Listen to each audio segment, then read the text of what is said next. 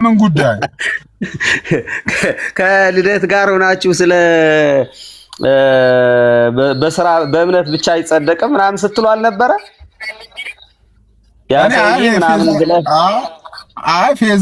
ፌዛሎን ሳሊቬሽን ባይ ፌዛሎ የሚለው ነገር ቻሌንጅ ያደርገኛል ነው ያልኩት። ሳሊቬሽን ባይ ፌዛሎ የሚለው ነገር ቻሌንጅ ያደርገኛል። እኔ ከዛ ይልቅ ሳሊቬሽን በስራ አይጸደቅም አይደለም ያልኩት፣ በእምነት አይጸደቅም ሳይሆን ሳሊቬሽን ባይ ፌዝ አሎን የሚለው ቃል ቻሌንጅ ያደርገኛል። ምክንያቱም ወንጌላት ላይ አብዛኛውን ጊዜ ካየነው ኢየሱስ ክርስቶስ ነገረ ድነትን ከተግባራዊ ህይወት ጋር አያይዞታል እና ተግባራዊ የክርስትና ህይወት ለድህንነት ነሰሲቲ ነው። በቃ አንድ ክርስቲያን ለመዳን ከዳነ በኋላ የሚያደርገው ነገር ነው ብዬ አላስብም።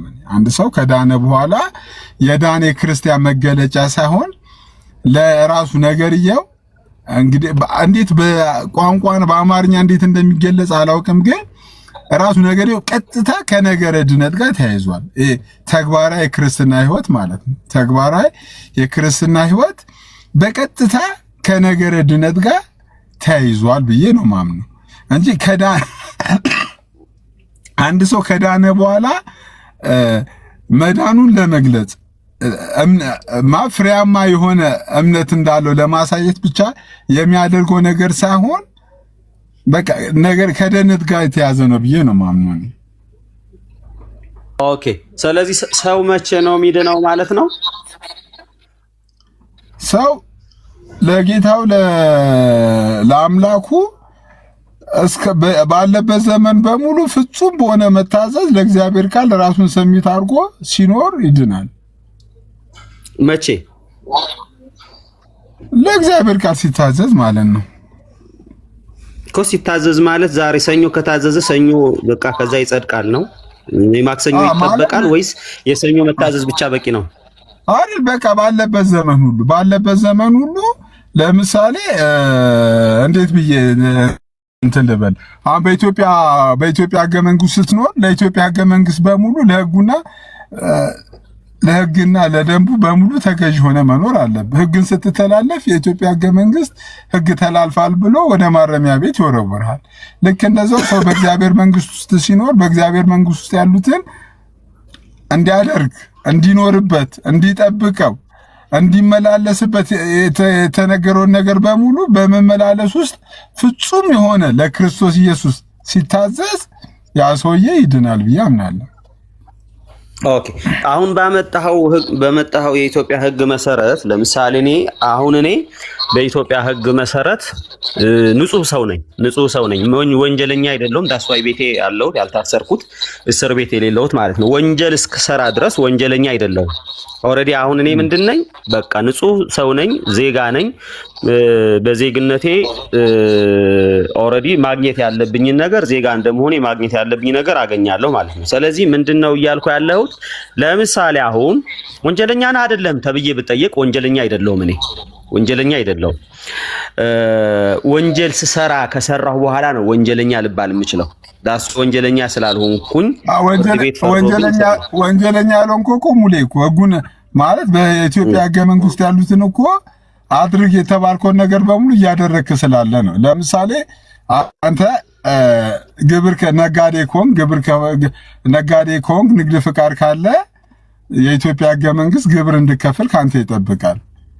ለምሳሌ ያንን ግብር ካልከፈል አሁን አንተ ትክክል፣ ጥሩ ነው። አሁን አንተ ለምሳሌ ወንጀለኛ ነህ አይደለም? አሁን በዚህ ሰዓት እኔ ኦልሬዲ ወንጀለኛ አይደለም። ለምን? ህጉን እየጠበቅኩ ስላለው ማለት ነው። ቴንክ ዩ። ስለዚህ አሁን ወንጀለኛ አይደለሁም ብለህ የመናገር ድፍረት እንዳለ ሁሉ አሁን ድኛለሁ ማለት ትችላለህ?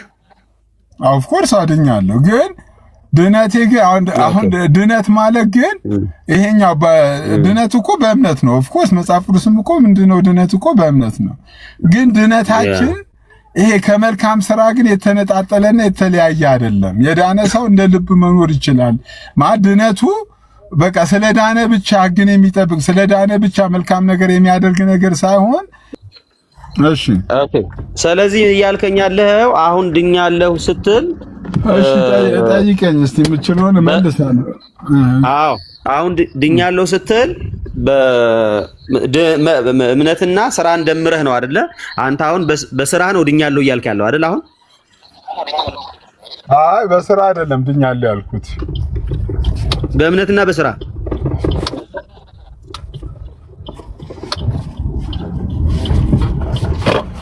ስራ ከድነት ጋር የሚነጣጠል ነገር አይደለም ብዬ ነው የማምነው እኮ። እምነትና ስራህ ተደምሮ አዳነህ አይደል? አሁን የኔ ስራ ተደምሮ አይደለም እኔን ያዳነኝ።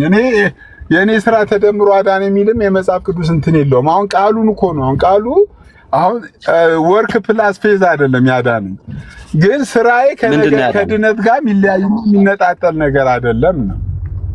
ምንድነው ሚናው? ለምሳሌ ለመዳን አስፈላጊ ከሆነ ለምሳሌ አንድ ሰው ስላመነ ብቻ አይደለም፣ ለመዳን መስራት አለበት አይደል? ያንተ ቴዎሎጂ አሁን ያንተ ለምሳሌ ሲምፕል ኤግዛምፕል አሁን በእኔ እምነት ለምሳሌ ተገቢውን የክርስትና ህይወት ካልኖረ ድነቱን ያጣል ብዬ አምናለሁ። አምኖ የዳነ ሰው አምኖ የዘላለምን ህይወት የሚከተል ሰው የዳነ ሰው ተገቢውን ኑሮ ካልኖረ ድነቱን ያጣል። ስለዚህ ስራው ድነቱ ጋር ኢንተርሪሌትድ ነው ማለት ነው። ስራን ከድነት ጋር ስራ የሚባለው ነገር ከነገረ ድነት ጋር የተለያየ ነው ብዬ አላምንም። እንዴት መሰለ ሲሲ፣ የኔ ጥያቄ ለምሳሌ ድህነት በምን ይታጣል? ሌላ ርዕስ ነው፣ ሌላ ቶፒክ ነው። ለምሳሌ እንዴት ይገባል እየተባለ እንዴት ይወጣል የሚል ነገር ማውራት አይ ቲንክ አልተገናኝቶም። አሁን ቆይ አገናኝቶታል እኮ የኛ ለምሳሌ የፕሮቴስታንት ስኮላሮች ራሱ አንዳንዱ ነገር እኮ ይሄን ነገር ከነገረ ድነት ጋር የሚያገናኙ ስኮላሮች እኮ አሉ እኮ። እሱን እናያለንና ምን እያልኩ እንደሆነ ታውቃለህ አይደል? ለምሳሌ አንዳንድ መስሪያ ቤቶች ኢንትራንስ አላቸው፣ ደግሞ ኤግዚት አላቸው። መግቢያ አለ፣ መውጫ አለ። አንዳንድ መስሪያ ቤቶች እንደዛ ነገር አላቸው። መውጫው የት ነው ካልክ መግቢያውን አያሳዩ። መግቢያው የት ነው ስትል መውጫውን አያሳዩ። መውጫው ይኸውና ብለው መውጫውን አያሳዩ። ስለዚህ እኔ ስለ መውጣት ሳይሆን እያወራ ያለሁት ከድህነት እንዴት ይወጣል ሳይሆን ድህነት እንዴት ይገኛል ወይም ወደ ድህነት እንዴት ይገባል። እሱን እኮ ነው አጋይስ ከታች ይኸውልህ ምን መሰለህ ሲሶ፣ የኔ ጥያቄ ማለት ነው አንተ መዳን እንዴት ወደ አንተ ይደርሳል ነው። አሁን መዳንህን የምታጣበት መንገድ እሱን በኋላ ትነግረኛለህ። እንዴት ይደርሳል?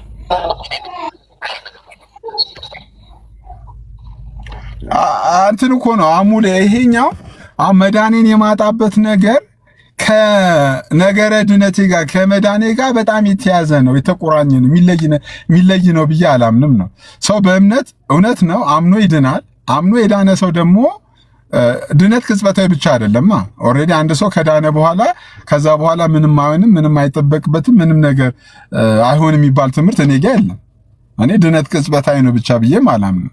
ድነት ሂደታዊ ነው ብዬ ስለማመን የዳነ ሰው የእግዚአብሔርን ቃል እየጠበቀ በሄደ ቁጥር በእግዚአብሔር ትእዛዝ ውስጥ ራሱን ባስገዛ ቁጥር ነገረ ድነቱን ወደ ፍጻሜ ያደርሳል ብዬ አምናለሁ።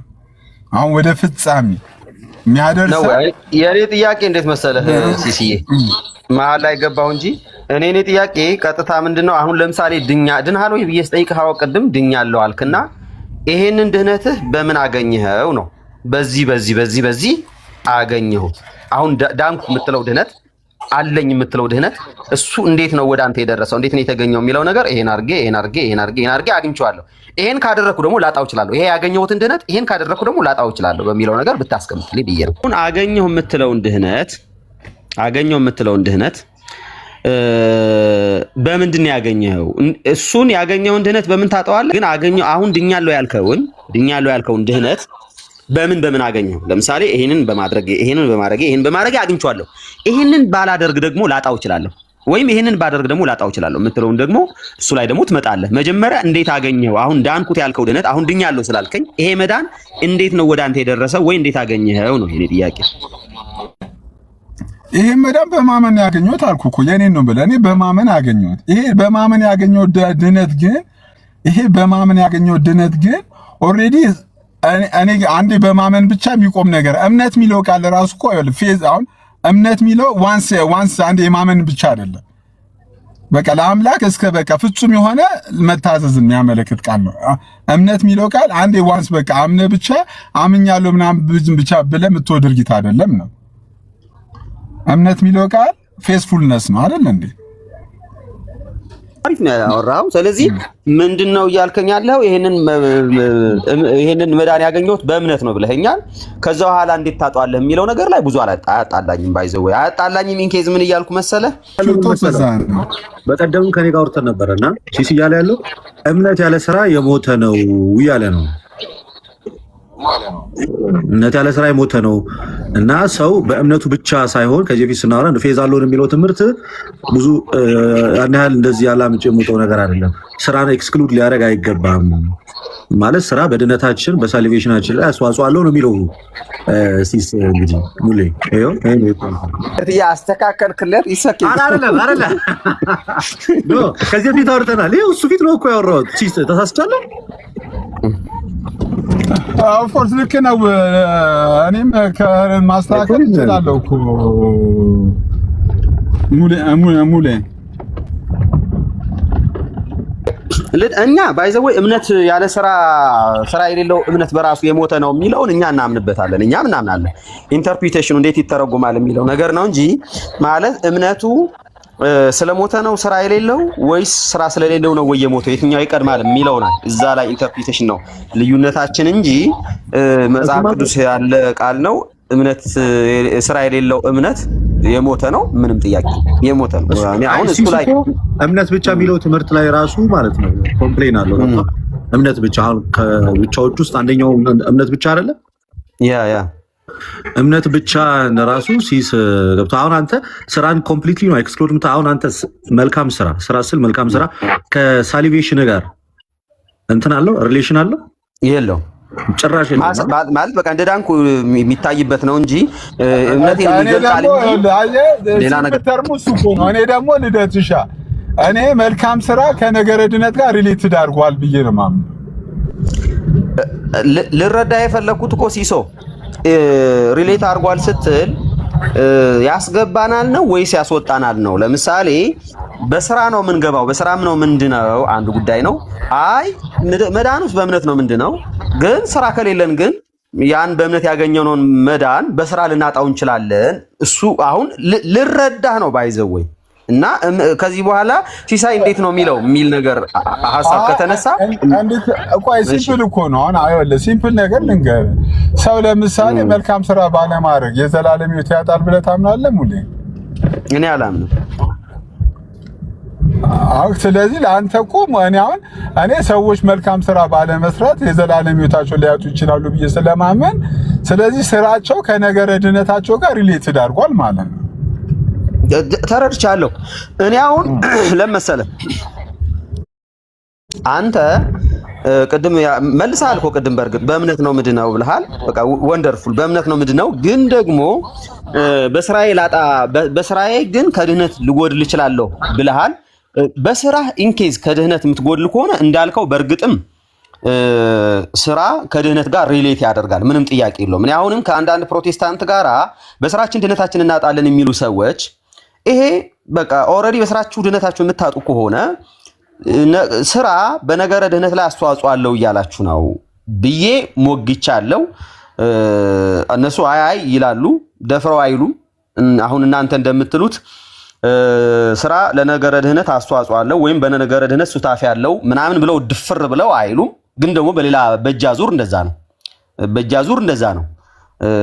አሁን እናንተ ደፍራችሁ ስላላችሁት ነው ልዩነቱ እንጂ በስራችን እንድናለን የሚል ጴንጤ ኦልሬዲ ስራ ግን ለድነት አያስፈልግም ማለቱ አይ ዶንት ኖ ጀስት እኔ በጣም የምገረምበትም ሐሳብ ነው እውነት ለመናገር። እኔ ግን አንተን እንደነዛኞቹ ጴንጤዎች እንዴት እንድረዳ መሰለህ? በስራዬ ድነቴን አጣለሁ በስራዬ ግን አላገኝም አይነት ነው የምትለው ወይስ በስራዬ ድነቴን አገኛለሁም አጣለሁም? ሁለቱ ላይ ስራ ድነትንም ያሰጣልም ያሳጣልም ነው ወይ ነው? እሱ ነው ሲስ ግልጽ አድርገን ትነግረኝ። እኔ አሁን አማርኛው ምናልባት ቅድምም ብያለሁ እኮ በቀጥታ እንደዚህ አይነት አማርኛ የለም። አሁን ነገረ ድነት ላይ ለምሳሌ ስራ ሲደመር እምነት አይደለም ድነት የሚያስገኘው። የሆነ መልካም በጎ ምናምን ስራ ሰርተ ሲደመር እምነት ምናምን አይደለም። ግን አምኖ የዳነ ሰው መልካም ስራ በጎ ስራ በማድረግ ነገረ ድነቱን ወደ ፍጽምና ያመጣዋል። ወደ ፍጽምና የሚያመጣው በጎ ስራም በማድረግ የተሰጠውን ህይወት በመጠበቅ ወደ ፍጽምና ያመጣዋል። ስለዚህ በጎ መልካም ስራው ከነገረ ድነቱ ጋር ሪሌትድ ያደርጋል ማለት ነው እንጂ ከጅምሩ ከመጀመሪያው የኔ ስራና እምነት ተደምሮ አይደለም የዳንኩት። በእምነት ድነናል፣ አምነን ድነናል። አምኖ የዳነ ሰው ደግሞ ለጌታው ፍጹም የሆነ መታዘዝን በመታዘዝ ድነቱን ወደ ፍጽምና ያደርሰዋል ማለት ነው። ድነቱን ወደ ፍጽምና እንዴት ያደርሰዋል? በጎ ስራን በመስራት። ያው ሲስ ምን ያለ ነው መሰለ ሙሌ፣ ሲስ ምን ያለ አንተ አሁን ሙሌ አሁን ፎከስ ያደረገው ድነቱን አገኘዋለሁ ሳይሆን እንዳላጣው እሰራለሁ እያልክ ነው የሚል ጥያቄ ነው ያነሳው። እሱ ግን ሁለቱንም ነው ያለ። ድነቴንም አገኘዋለሁም አላጣውም ነው ያለ። በሁለቱም እንዴት መሰለ ሲስ እምነት ሲደመር ስራ ምናለው ሳይሆን ያለው በማመን ከዳንኩኝ በኋላ ሴቭድ ከሆነ በኋላ የሚኖረው የክርስትና ህይወት ላይ መልካም ስራ ያስፈልጋል እና ያንን ከዳንኩኝ በኋላ እስከ ፍጽምና ወይም እስከ ጌታ መምጣት ድረስ የዳንኩት እኔ በክርስትና ህይወት ስኖር መጨረሻ ላይ የእግዚአብሔር መንግስት አገኘዋለሁ ነው ያለ። ዲስሚስ የዳነ ሰው ድነቱን ሲፈጽም የእግዚአብሔር መንግስት ይወርሳል ካለ አንድ አልጠፋም። ስለዚህ ላለመጥፋትም እየሰራ ነው። ሚንዋይል ደግሞ እምነቱን በመጠበቁ በስራው ደግሞ ወደ እግዚአብሔር መንግስት እየገባ ነው። ሁለቱንም ነው ማለት ነው። ግን ኢኒሻል ሳሊቬሽኑን ከሞት ወደ ህይወት ከጨለማ ወደ ብርሃን ለመምጣት ግን ሲስ እምነት ፕላስ ስራ ያስፈልጋል እያለ አይደለም። ሲስ እንዴት ነው ሳስተረጉም? እሱማ አንተ ማትለው ማለት ሲስ ቆይ ሲስ እንዴት ነው? አሪፍ በቃ እዚህ ላይ ሄድበት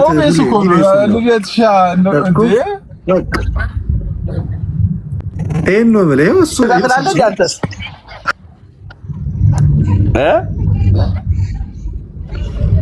ልደት አለ አውቀው ሚት አረካ አለው።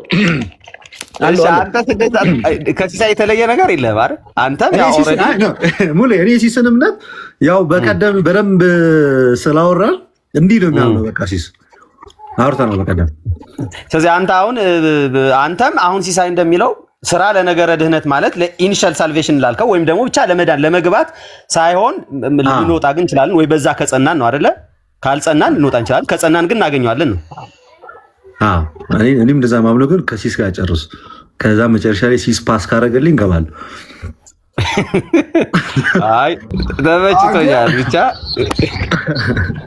ግን ሙሌ አሁን ይሄ ትምህርት መጽሐፍ ቅዱሳዊ ነው መጽሐፍ ቅዱሳዊ አይደለም? መጽሐፍ ቅዱስ አሁን እኔ የምናገረውን ያስተምራል አያስተምርም? በቤተክርስቲያን ታሪክ ውስጥ ይሄ ትምህርት አለ የለም? አሁን ይሄ ትምህርት ማለት ነው አሁን ባለፈውም አንስቻለሁ እኔ እንትን እላለሁ። ምናልባት ከተሳሳትኩ ታረማለሁ። ሙሌ አሁን እንደምታውቀው እነዚህ ከአምስቱ ሶሎቹ አንዱ ፌዝ አለው የሚለው እንግዲህ ኦልሞስት እሺ አይ ጴንጤ ጋር አለ መጽሐፍ ቅዱስ ውስጥ ጴንጤ ጋር አለ መጽሐፍ ቅዱሱ አይ መዳን በእምነት ብቻ ነው ብሎ መጽሐፍ ቅዱስ አስተምሯል ወይ አባቶች አስተምሯሉ ወይ የሚለው ነገር ኢቭን ከጌታችን ከኢየሱስ ክርስቶስ ትምህርት ወንጌላትን ራሱ ብትፈትሸው ወንጌላትን ብታያቸው አይ በቃ በእምነትና በእምነት ብቻ ነው ሰው ልጅ የሚድነው ብለው አስተምሯሉ ወይ የሚል ጥያቄዎች አሉኝ። በጣም ቆንጆ ጥያቄ። አሁን ምንድነው እያልኩ ያለሁት እኔ አንተ ያልከውን ነገር የሚያምኑ ጴንጤዎች አሉ። ማለት ምን ማለት ነው? በስራችን አንድንም ግን በስራችን እንጠፋለን የሚሉ ዞሮ ስራን ከነገረ ድነት ጋር የሚያገናኙ ጴንጤዎች አሉ። ስለዚህ እነሱ አንተ ሊኮንኑ አይችሉም። እኔ እሱንም እያተረፍኩ ነው አንተንም እና ግን የመጽሐፍ ቅዱስ ትምህርት ነው ወይ ካልከኝ የመጽሐፍ ቅዱስ ትምህርት አይደለም። መጽሐፍ ቅዱስ ጸጋው በእምነት አድኗቸዋል፣ ይህም የእግዚአብሔር ስጦታ ነው እንጂ ከእናንተ አይደለም፣ ማንም እንዳይመካ። ምን አልከኝ? እና የቁርአን ነው ሲስ ያለው የመጽሐፍ ቅዱስ ካልሆነ ሙሌ እኮ አይ ለምን ብዬ ነው እንጂ ተሳስቶ እዳ ምን እያልኩ እንደሆነ ሲሳይ ልንገርህ። ጸጋው በእምነት አድኗቸዋል፣ ይህም የእግዚአብሔር ስጦታ ነው ከእናንተ አይደለም፣ ማንም እንዳይመካ ከስራ አይደለም አለ። ከስራ አይደለም መዳን፣ ከስራ አይደለም መዳን፣ በጸጋ ነው፣ የእግዚአብሔር ስጦታ ነው። ስለዚህ የምንቀበለው ነገር ነው፣ በእምነት የምንቀበለው ነገር ነው፣ በስራ አይደለም። እንግዲያው ስራ የሚለው አስቀድሞ እግዚአብሔር ያዘጋጀውን መልካሙን ስራ ለማድረግ በክርስቶስ ኢየሱስ ተፈጠርን ሲል መልካሙን ስራ ለማድረግ ተፈጠርን ሳይሆን መልካሙን ስራ ለማድረግ ተፈጠርን ነው። ኢቭን ግራመሩ አንዳንድ ሰዎች እችን ሲጠቅሱ አሰምቻለሁና ልክ መልካሙን ስራ በማድረግ ተፈጠርን እንደዛ እንደሚል ተደርጎ ኮት ሲደረግ አይቻለሁ።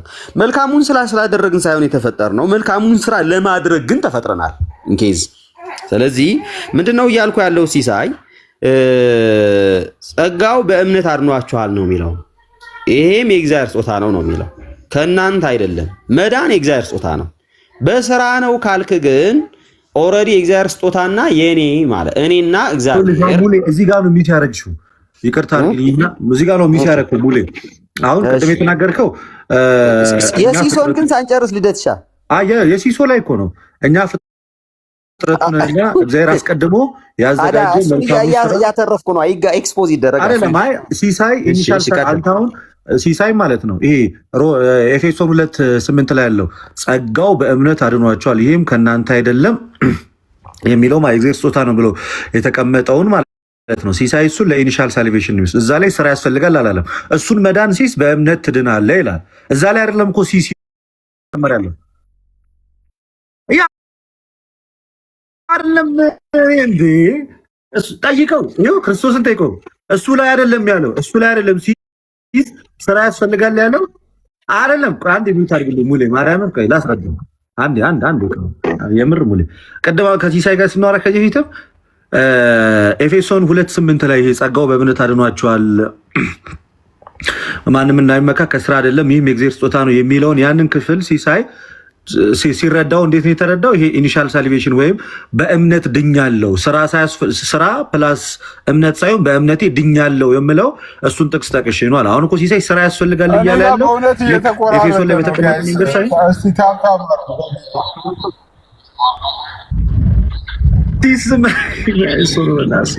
ያ አንተን እዚህ ዲፌንድ እያደረኩ ነው። ከዛ ከዳንክ በኋላ ይሄ የሚኖረው ህይወት አለ አይደለ? በእርሱ መመላለስ ልክ ኤፌሶን እዛው 10 ላይ የተናገረው ማለት ነው። እኛ ፍጥረቱንና እግዚአብሔር አስቀድሞ ያዘጋጀው መልካሙን ስራ ለማድረግ ተፈጠረን የሚለው በጸጋ የተፈጠርነው ወይም አዲስ ልደት ያገኘነው በጸጋ የዳነው መልካሙን ስራ ለመስራት ነው የሚለው ሲስ እንዲህ ነው እያለ ያለው እንግዲህ እንጂ ኤፌሶን ላይ ስራ አልጨመረም ሲስ እኔም አልጨምርም ሲክም በውክልና በስፖክስ በውክልና ነው አሁን ይባለው በአፈ ጉባኤ ሂድበት በቃ ናና ሲሳ ተቆራረጠ ምናምን እያልክ ወደ እግዚአብሔር መንግስት የምንገባበት እና ያለ ስራ ነው። ያለ ስራ ወደ እግዚአብሔር መንግስት የምንገባው ያ ስለዚህ እጂ ልደት አፌን እየጠበቀ ነው። በቃ እንዳት አይደለም ልደት አፌን እየጠበቀ አይደለም። ይኸውልህ አሁን ወደ እግዚአብሔር መንግስት ለመግባት ወደ ሰው የሚገባው በእምነት ይገባል። በስራ ይገባል እኮ አላልኩም እኔ እኮ በስራ ግን የዳነ ሰው እኔ ማምነው የዳነው ሰው በጎ ስራ መልካም ስራ የሚያደርገው ላይክ ለምሳሌ አንተ እንደምትለው ስለዳነ የሚያደርገው ፍሬ ምናምን ሳይሆን ያ የሚያደርገው በጎ ስራው ከድነቱ ጋር ሪሌትድ ስለሆነ ግዴታ ለመዳን ብሎ ያንን ነገር ማድረግ አለበት ብዬ አምናለሁ። ለመዳን ሲል በቃ በእግዚአብሔር ለመዳን ብሎ ነው የሚሰራው ነው። ለመዳን ብሎ ነው የሚሰራው ነው ወይስ ድነቱ እንዳያጣ ብሎ ነው? ለድነቱ እንዳያጣ ብቻ ብሎ አይደለም፣ ለመዳን ብሎ ነው የሚያደርገው። እስኪ ለመዳን ብሎ ስራ ይሰራል የሚል እስኪ ጥቅስ አሳየኝ። እሱ ቃል በቃል ለመዳን ሙሌ ቃል በቃል ብቻ አይደለም። ኮንሴፕት ያለ ቆይ ስለሆነ ወይ ላሳይለት ነው። ቃል በቃል መቼም ጥቅስ አትፈልግም። ቃል በቃል መቻልኩኝ ብያለሁ። ቃል በቃል እኮ አላልኩም። ኧረ ተው ቆይ ልደት አይደለም። አይ እየነዳ ስለሆነ ጥቅሱን እኔ ላውጣለት ብዬ ነው። ገብቷል እኮ ይንገርህና ታውጣለታለህ። እኔ አወጣለታለሁ። ቆይ እኔ አወጣለታለሁ። ዝም ብለሽ ቲቶ 3:8 ላይ ያለው ላምብለት አይ ስላልተመቸው ነው። ቁም ነገር ሲሪየስ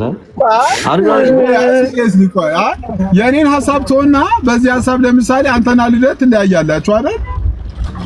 አንተ ሰው በእምነት ብቻ ነው የሚድነው ብለህ ታምናለህ። አንተ አልገባህም። እኔ ይኸውልህ አንደኛ እምነትህን አውቄ የኔን ችግር የለውም። የኔን ቆይ እናንተ ስትወያዩ እኔ እሺ እማራለሁ፣ ችግር የለውም። አንተ በእምነት ብቻ ይዳናል ብለህ ታምናለህ አይደል? አዎ። ለምሳሌ ልደት በእምነት ብቻ ይዳናል ብሎ ያምናል። እሺ አይሆን በቃ ሁለታችሁ ውይይት አድርጉ። እኔ እስቲ ልስማችሁ፣ እኔ ልማር ከእናንተ ተማር። እሺ ስማ፣ ግን እኔ ምንድነው መሰለህ የገባሁት እኔ ከልደት ጋር እሺ እኮ ከልደት ጋር እንወያያለን፣ ችግር የለውም። እኔ ከልደት ጋር መወያየት እንዲሁም ደስ ይለኛል፣ እወያያለሁ ማለት ነው፣ ችግር የለውም። በዚህ ጉዳይ ላይ ስራን በተመለከተ ዲቤት አድርገናል። በኮስ በጥሩ በጨዋነትና በስርዓት ነው ዲቤት አድርገን የጨረስነው።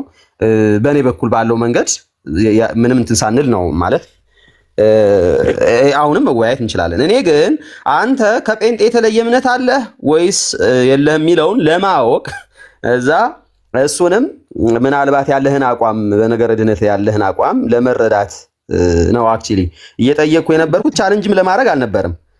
አትሊስት እምነትን ለማወቅ ታገኘዋለህ።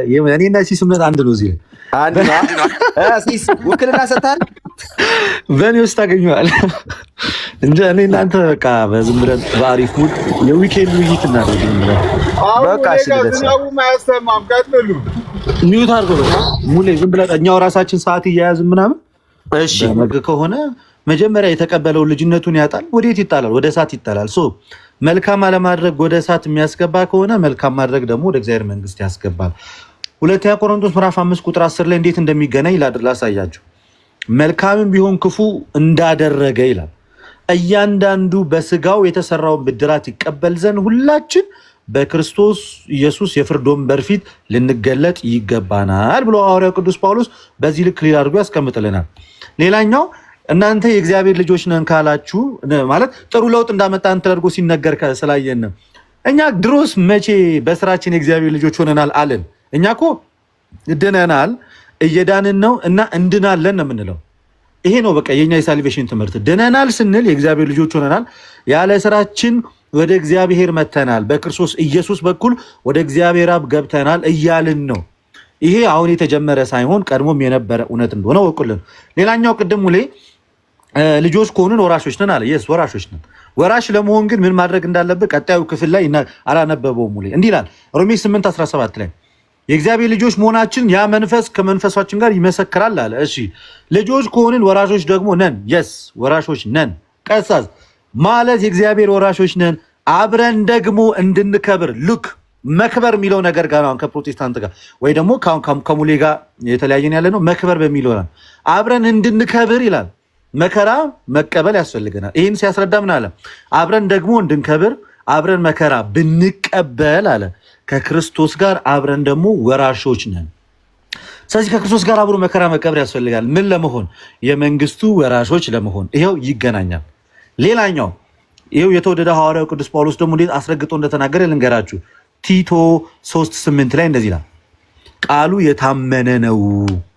ቃሉ የታመነ ነው። ቲቶ 3:8 ላይ ቃሉ የታመነ ነው። ከዛስ እግዚአብሔርንም የሚያምኑት ይላል። ምን? እግዚአብሔርንም የሚያምኑት በመልካም ስራ በጥንቃቄ እንዲጸኑ ይላል። እነዚህን አስረግጠ እንድትናገር እፈቅዳለሁ። ይህ መልካምና ለሰው ልጆች የሚጠቅም ነው። እንዴት ነው ለሰው ልጆች ሊጠቅም የሚችለው?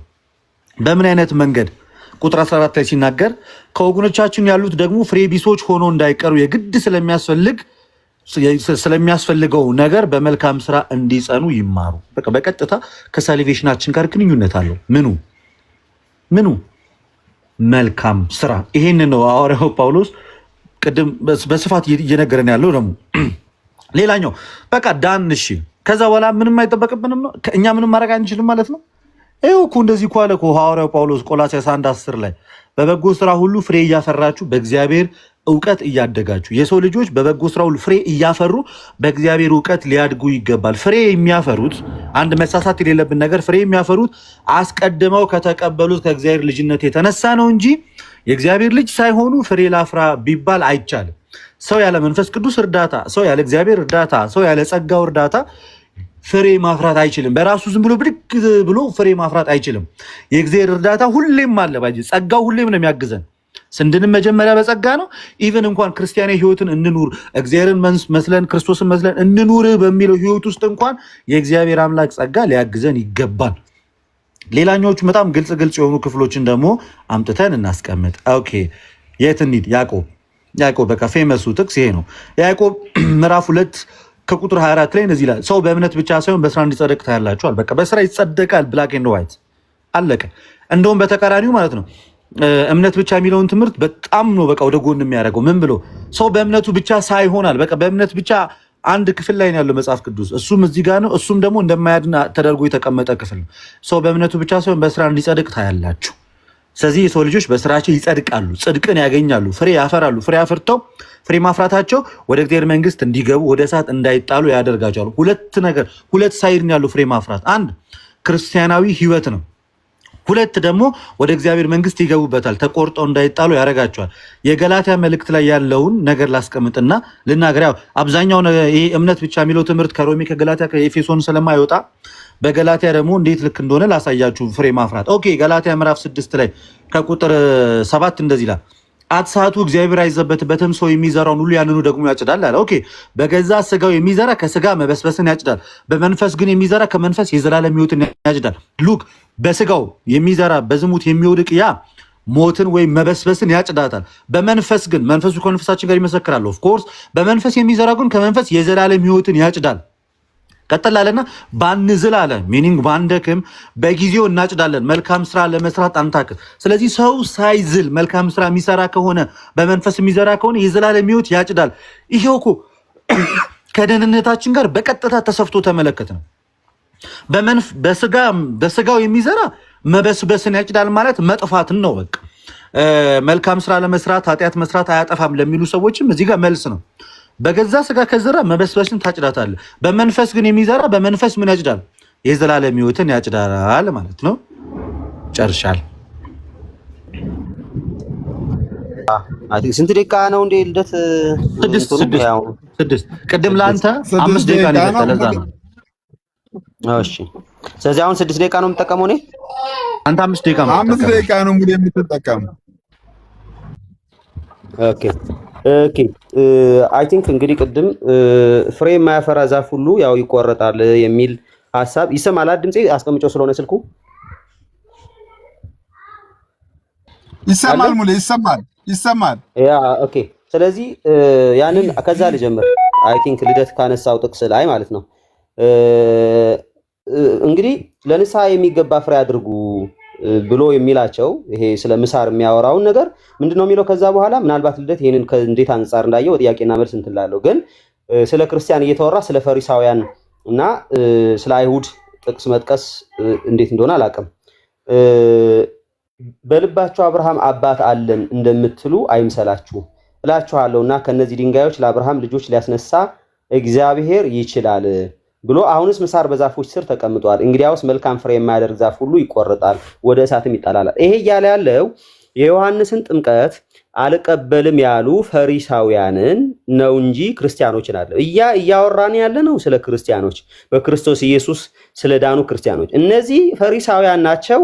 ምን አልቀበልም ያሉ ኦልሬዲ በዮሐንስን ጥምቀት ተጠምቀው ኃጢአተኞች እንደሆኑ አምነው ገና ወደ ክርስቶስ እንዲመጡ እየተጠሩ ያሉ ሰዎች ናቸው። ስለዚህ እነዚህ ወደ ክርስቶስ አልመጡም፣ ግን አይሁድ ስለሆኑ የአብርሃም ዘር ስለሆኑ የአብርሃም አባት አለን አብርሃም እያሉ ነው። ወይ አብርሃም አባት አለን ብቻ አይደለም፣ ለንስሐ የሚሆን ፍሬ እያላቸው ያለው ምንድነው? እምነት ማለት ነው፣ ማመናቸው ነው። እመኑ ነው ማለት ምን ማለት ነው? መሲሁን ተቀበሉ። ስለዚህ መሲህ ያልተቀበለውን ገና በጌታ ያልሆነውን ህዝብ አንስተህ ከዛ ስለዚህ እነዚህ ሰዎች በስራቸው እንደሚቆረጡ እየተነገረ ነው ከተባለ እነዚህ እኮ ቀድሞ እኮ አልዳኑ።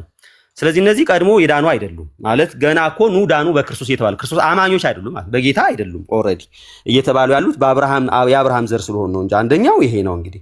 ስለዚህ ባጭር ቃል ቅድምም ልደት ያነሳውን አክቹሊ እኔ ገላትያ ነበር የጠቀስኩት፣ እሱ ደግሞ ሮሜ ጠቅሷል። ምንም ችግር የለውም። መጽሐፍ ቅዱስ ሮሜም የጠቀሰው መጽሐፍ ቅዱስ ስለሆነ ማለት ነው። ግልጽ በሆነ መንገድ ሮሜ የሚናገረው በምንም ተአምር ሮሜ ስለምንድን ነው እያለ ስለ ግሎሪፊኬሽን እያወራ ነው። እሱ ምን ማለት እንደሆነ በኋላ ላይ መጣበታለሁ። ግን በስራችን ድህነት እናገኛለን አይደለም እያለ ያለው። በስራችን ድህነት እናገኛለን አይደለም እያለ ያለው እሱ አክቹሊ መከራና መልካም ስራም የተለያየ ነው። አክቹሊ አሁን ይሄ መልካም ስራና ጥሩ ነገር ማድረግና ይሄ አፖስቶሲ መካድ እሱ ራሱ የተለያየ ነው። ሁለቱ እርስ በርሱ የተለያየ እንደሆነ ግልጽ ነው። ዞሮ ግን ምንድነው እያልኩ ያለሁት ግልጽ በሆነ መንገድ ሰው ለመዳን የዘላለም ህይወት ለማግኘት ምን ማድረግ አለበት በሚለው ጉዳይ ላይ ህይወት ለማግኘት ማድረግ ያለበት መስራት አይደለም ማመን ነው። ኦኬ አይ መስራትም አለበት ህይወት ለማግኘት የሚል ሐሳብ ካለ እሱን ሙግቱን እናነሳለን። በእርግጥ ያንን የሚመስል ጥቅስ ያዕቆብ ላይ ተጠቅሷል። ስለ ያዕቆብ እንሄድበታለን። ስለዚህ ህይወት ለማግኘት ለመጽደቅ ስራ ያስፈልጋልና ያገኘነውን ጽድቅ ላለማጣት ወይም ያገኘነውን ህይወት ላለማጣት እሱ ሁለት እርስ በርስ የተለያየ ርዕስ ነው። እውነት ለመናገር አሁን ግልጽ ወደ ሆነው ጉዳይ ያዕቆብ ወደ ተጠቀሰው እንሂድ።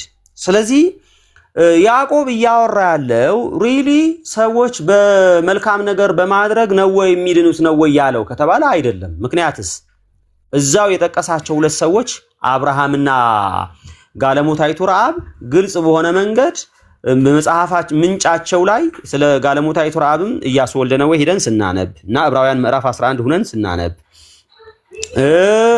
ከዛ ስለ አብርሃምም ዘፍጥረት 15 ላይ ሄደን ብናነብ በእምነት የዳኑ እንደሆኑ ይናገራል እንጂ ስራ አይደለም። ስራማ ከተባለ ጋለሞታይቱ ረዓብ ጋለሞታ እኮ ናት ማለት አመንዝራ ማለት ነው። አመንዝራ ምንድነው ስራ ያላት? እሷ በእምነት ከማይታዘዙት ጋር ያልጠፋችሁ በእምነት እንጂ ልክ ዕብራውያን ምዕራፍ 11 ቁጥር 31 እንደሚናገረው ሰላዮቹን ተቀብላ በሌላ መንገድ በላከች በእምነት ከማይታዘዙት ጋር በእምነት እንዳልጠፋች ይናገራል። ስለዚህ ጋለሞታይቱ ረዓብ መልካም ስራ አላት ወይ? የላትም። መልካም ስራ የላትም። ኢንኬዝ ይሄ በቃ ሴተኛ ዳሪ ናት።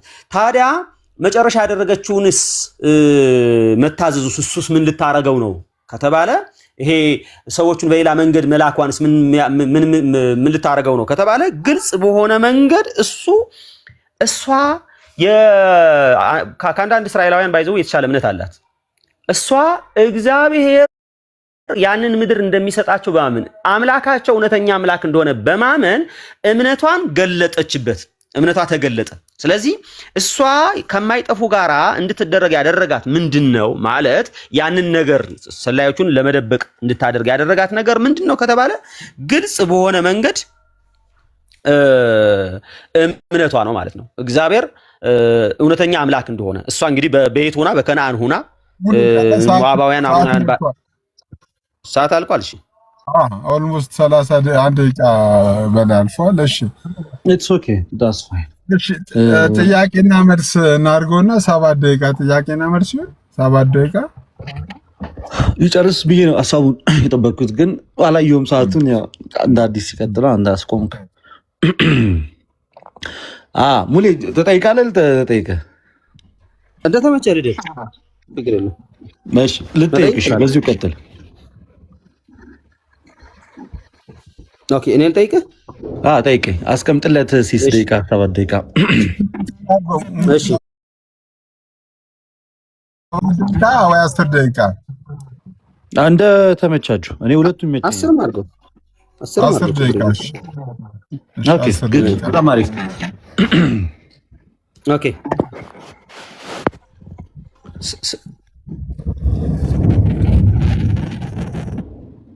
ሙሌ ጀምሯል።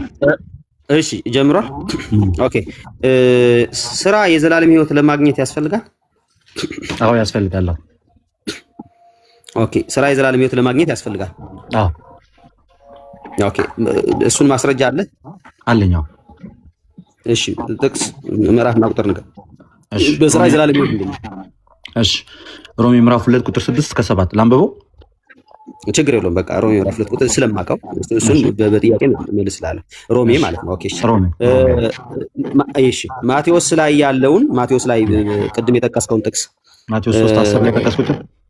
አሁን ምሳር እሱን ያለውን ለነማን ለክርስቲያኖች ይመለከት ማለት ለማን ነው ይሄን የተናገረው? ማን ነው የተናገረው? ለማን ነው የተናገረው? አክቹሊ ከላይ ጀምሮ ስንመለከተው እንግዲህ መንግስተ ሰማያት ቀርባለች ንስሐ ግቡ እያለ በምድረ በዳ እየሰበከ የመጣው ዮሐንስ ነው። እሺ እየነገራቸው ያሉትም በሰዓቱ ለነበሩት ፈሪሳውያንና ሰዱቃውያን ብዙዎች ወደሱ ሊጠመቁ የመጡትን ጭምር ነው። ግን ፖይንቱ ምንድን ነው? እዛ ክፍል ላይ እኔ የጠቀስኩት የትኛው ነበር? አሁንስ ምሳሮች በዛፎች ስር ተቀምጠዋል አለ። እንግዲህ መልካም ፍሬ የማያደርግ ዛፍ ሁሉ ይቆረጣል፣ ወደ እሳትም ይጣላል አለ። ቀጠል ብሎ እኔ ለንስሐ በውሃ ጠመቅኳችሁ፣ ጫማውን እሸከም ዘንድ የማይገባኝ ከኔ በኋላ የሚመጣው ከኔ ይልቅ ይበረታል፣ እርሱ በመንፈስ ቅዱስ በእሳት ያጠምቃችኋል ብሎ ዮሐንስ መሰከረ። ዮሐንስ ምስክሩ እየነገራቸው ያለው በሰዓቱ እሱ ጋር ለነበሩ ሰዎች ነው። ትምህርቱ ግን እኛንም የሚመለከት ነው። ከምን አንጻር ምን እያልኩ እንደሆነ ልደትሻ ምን እያልኩ እንደሆነ አንደርስታንድ እንድታረገኝ፣ እነዚህ ሰዎች በክርስቶስ ኢየሱስ አምነው ግን እንዳትቆረጡ ስራ ያስፈልጋቸዋል የተባሉ ሰዎች ናቸው ወይስ ገና ክርስቶስ ኢየሱስ በራሱ ክርስቶስ ኢየሱስ ማን ይሁን ምን ይሁን እንኳን ገና ምንም የታወቀ ነገር የለም እኮ። አሁን እዚህ ጋር ንስሐ የተባለው መልካምን ስራን ስሩ ፍሬ የማያፈራ የተባለው ድነው አምነው ካመኑ በኋላ የሚጠበቅ መልካም ስራ ነው ወይስ አሁን እዚህ ጋር እመኑ ነው እየተባሉ ያሉት ምንድነው? ሁለቱንም ነገር ነው እያስቀመጠላቸዋል ዮሐንስ በአንድ ጊዜ። አይ ሁለቱንም ነገር አላስቀመጠም። አስቀምጧል። ምክንያቱም ሁለቱንም ነገር እንዴት ነው ያስቀመጠላቸው? ሙሌ ከላይ ላመኑ ነው ላመኑ አይደለም። አጭር ገና ማመን ደረጃ ላይ አልደረሱም። እዛ ጋር አልደረሰም። እሱ ግን ትምህርቱን አስቀምጧል በሁለቱም መንገድ። ችግር የለውም። ለማያምኑ ነው በቃ እኔ ከሚያምኑ ጋር። ስለዚህ ትምህርቱ ለማያምኑ እኮ ነው የሚሰጠው እኮ። ከዛ ተሰማና ትምህርቱን ታምናለህ እንጂማ ላመነ እኮ አይደለም ሁሉን ነገር የምትነግረው እኮ። ያመነ ላላመነ ግን ሁሉንም ትምህርት ትሰጠዋለህ። ምን እያልኩ እንደሆነ አሁን እኛ ሰው ካመነ በኋላ ስራ ያስፈልገዋል ወይ አያስፈልገውም ነው ለድህነት። አሁን እሱ ነው እያልን ያለ ነው። እነዚህ ሰዎች ፍሬ አፍሩ የተባሉት አምነው ከዛ ፍሬ ቀርቷቸው አይደለም። በቃ ጨርሰናል፣ ችግር የለውም። ኦኬ ሌላ ጥያቄ ልጠይቅህ። ድነናል እየዳንን ነው እንድናለን የሚለውን ትምህርት አሁን የጀመርነው አይደለም ብለሃል አይደል? መጽሐፍ ቅዱስ ላይ ከድሮም ጀምሮ ሐዋርያት ሲሰብኩት የመጡት ትምህርት አይደል? አይ አሁን እኛ ማለት አሁን አልጀመርንም ብለሃል። አሁን እዚህ ሚዲያ ላይ አይደለም የጀመርነው፣ ከመጽሐፍ ቅዱስ ትምህርት ጀምሮ የነበረ ትምህርት ነው። በቃ ቤተክርስቲያኒቱ ይሄንን ትምህርትን የነገረ ድነት ትምህርት ነው ብላ ድነናል እየዳንን እንድናለን ያለችበትን ማስረጃ ዶክሜንት አለ ልታሳይ የምትችለው? መጽሐፍ ቅዱስ የመጀመሪያው ማስረጃችን መጽሐፍ ቅዱስ ነው። ኦኬ ይሄ ትምህርት ልናገራ ከጠይቀኛ አንተ ለምሳሌ ይኸውልህ እንደትዬ እንትን መጽሐፍ ቅዱስ ጥምቀት ያድናል የሚለው መጽሐፍ ቅዱስ አለ ብላችሁ ከዛ ጠቅሳችሁ ለምሳሌ አምስቱ አማሬ ሚስጥር ጠቅሳችሁ መጽሐፍ ቅዱስ ውስጥ ያለ ነው የምትሉት፣ ግን ጠቅሳችሁ አስቀምጣችኋል። በእነዚህ ነገር እንድናለን ብላችሁ አስቀምጣችኋል። ልክ እንደዛው አንዴ ስማኝ እንደትዬ ልክ እንደዛው የተቀመጠ መጽሐፍ ቅዱስ ሳይሆን የምትለኝ ቤተክርስቲያኒቱ ይሄንን ትምህርት ድነናል እየዳነው እንድናለን ብላ እንደዚህ አድርጋ በዚህ መንገድ ይሄ እኮ ባይዘው ዲስ ኢዝ ሲስተማቲክ ቲዮሎጂ እንደዚህ አድርጋ ዶክትሪን የሰራችበት አለ ወይ? አይደለም ሲስተማቲክ ቲዮሎጂ አይደለም እንዴ? ሲስተማቲክ ቲዮሎጂ አይደለም። አሳየኝ። እሺ አሳይ። መጽሐፍ ቅዱስ ውስጥ ድነናል እየዳነው እንድናለን የሚል አንድ ቦታ ላይ አሳየኝ። ሲስተማቲክ ቲዮሎጂ ካለ አንድ ቦታ ላይ አሁን አንተ እየሰራ ያለው ኤግዛክት ወርድ ፋላሲ ነው። ኤግዛክት ወርድ ፋላሲ ደግሞ ለአንተ አላስተምርም፣ ታውቀዋለህ። ስለዚህ እየተወያየን ያለ ነው። እኔ የተናገርኩት አሁን ድኛለው ስል እየዳንን ነው ስል እንድናለን ስል እነዚህ እኔ የተናገርኳቸው ቃላቶች መጽሐፍ ቅዱስ ላይ አንድ ቦታ ላይ የሉም ወይ? አሉ። ለምሳሌ ድነናል ስንል አልኩኝ ቅድም ኤፌሶን ምዕራፍ 2 ከቁጥር 8 አንድ ጥቅስ ላይ አለ የለም። ደቂቃ እንዳያልፍብኝ አንድ ቦታ ላይ አለ የለም። ሆል ባይብል ድኛለው እየዳንኩኝ ነው እድናለሁ የሚለውን ትምህርት ነው የሚያስተምሩ። ሆል ባይብል አንድ ቦታ ላይ መጀመሪያው ድኛለው ስል አንዳንድ ጥቅስ ልስጥ ለሁሉም። በቃ አንዳንድ ጥቅስ ልስጥ ለሁሉም። ድኛለው ስል እየዳንኩ ነው ስል እድናለው ስል አንዳንድ ጥቅስ ልስጥ ለሁሉም ፕሊዝ። ድኛለው ስል ለምሳሌ ድኛለው ስል ኤፌሶን ምዕራፍ 2 ቁጥር 8፣ እየዳንኩኝ ነው ስል ደግሞ እዛው ኤፌሶን ምዕራፍ 2 ቁጥር 10 እና ፊልጵስዩስ ምዕራፍ 2 ቁጥር 12፣ እድናለው ስል ደግሞ እስከ መጨረሻው የጸና እርሱ ይድናል ማቴዎስ 24:13። ኦኬ እሺ፣ ግልጽ መልስ ማለት ነው። ጥሩ እሺ። this is called አብራራ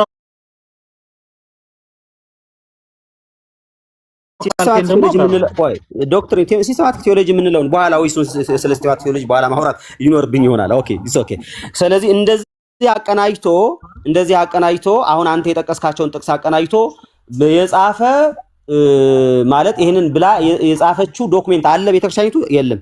እንደዚህ አርጋ ሲስተማታይዝ አርጋ ያስቀመጠችው አለ። ለምሳሌ እንደዚህ በመስመር ደረጃ ድነናል ስንል እንደዚህ እያልን ነው፣ እየዳንን ነው ስንል እንደዚህ እያልን ነው፣ እንድናለን ስንል እንደዚህ ኤግዛክት ወርድ ፈላሲ ቃል በቃል እንደዚህ ዝርዝር አርጋ ኦኬ። በቃ የኦርቶዶክስ ትምህርት አይደለም፣ መጽሐፍ ቅዱስ ብቻ አይደለም የምታምነው። ኦልሬዲ የመጽሐፍ ቅዱስ ትምህርት ነው። መጽሐፍም አለን በዚህ ደረጃ ስለመዳናችን እንዴት በጸጋ እንደዳንን ስራ እንዴት እንደሚያስፈልግ በመጽሐፍም በመጽሐፍ ቅዱስም በሁለቱም ላስረዳ እችላለሁ። ኦኬ ደቂቃ ግን እኔ እንዳልጫነ እያልኩ ዝም እያልኩ ነው። እኔም እኮ ለዛ ነው አቁም ስትለኝ የማቆመው በኋላ ላይ አልሰማኝም ምናምን እንዳትለኝ ብዬ ነው። ኦኬ እሺ ኦኬ ችግር የለውም። ወዲያው አላቆምክም።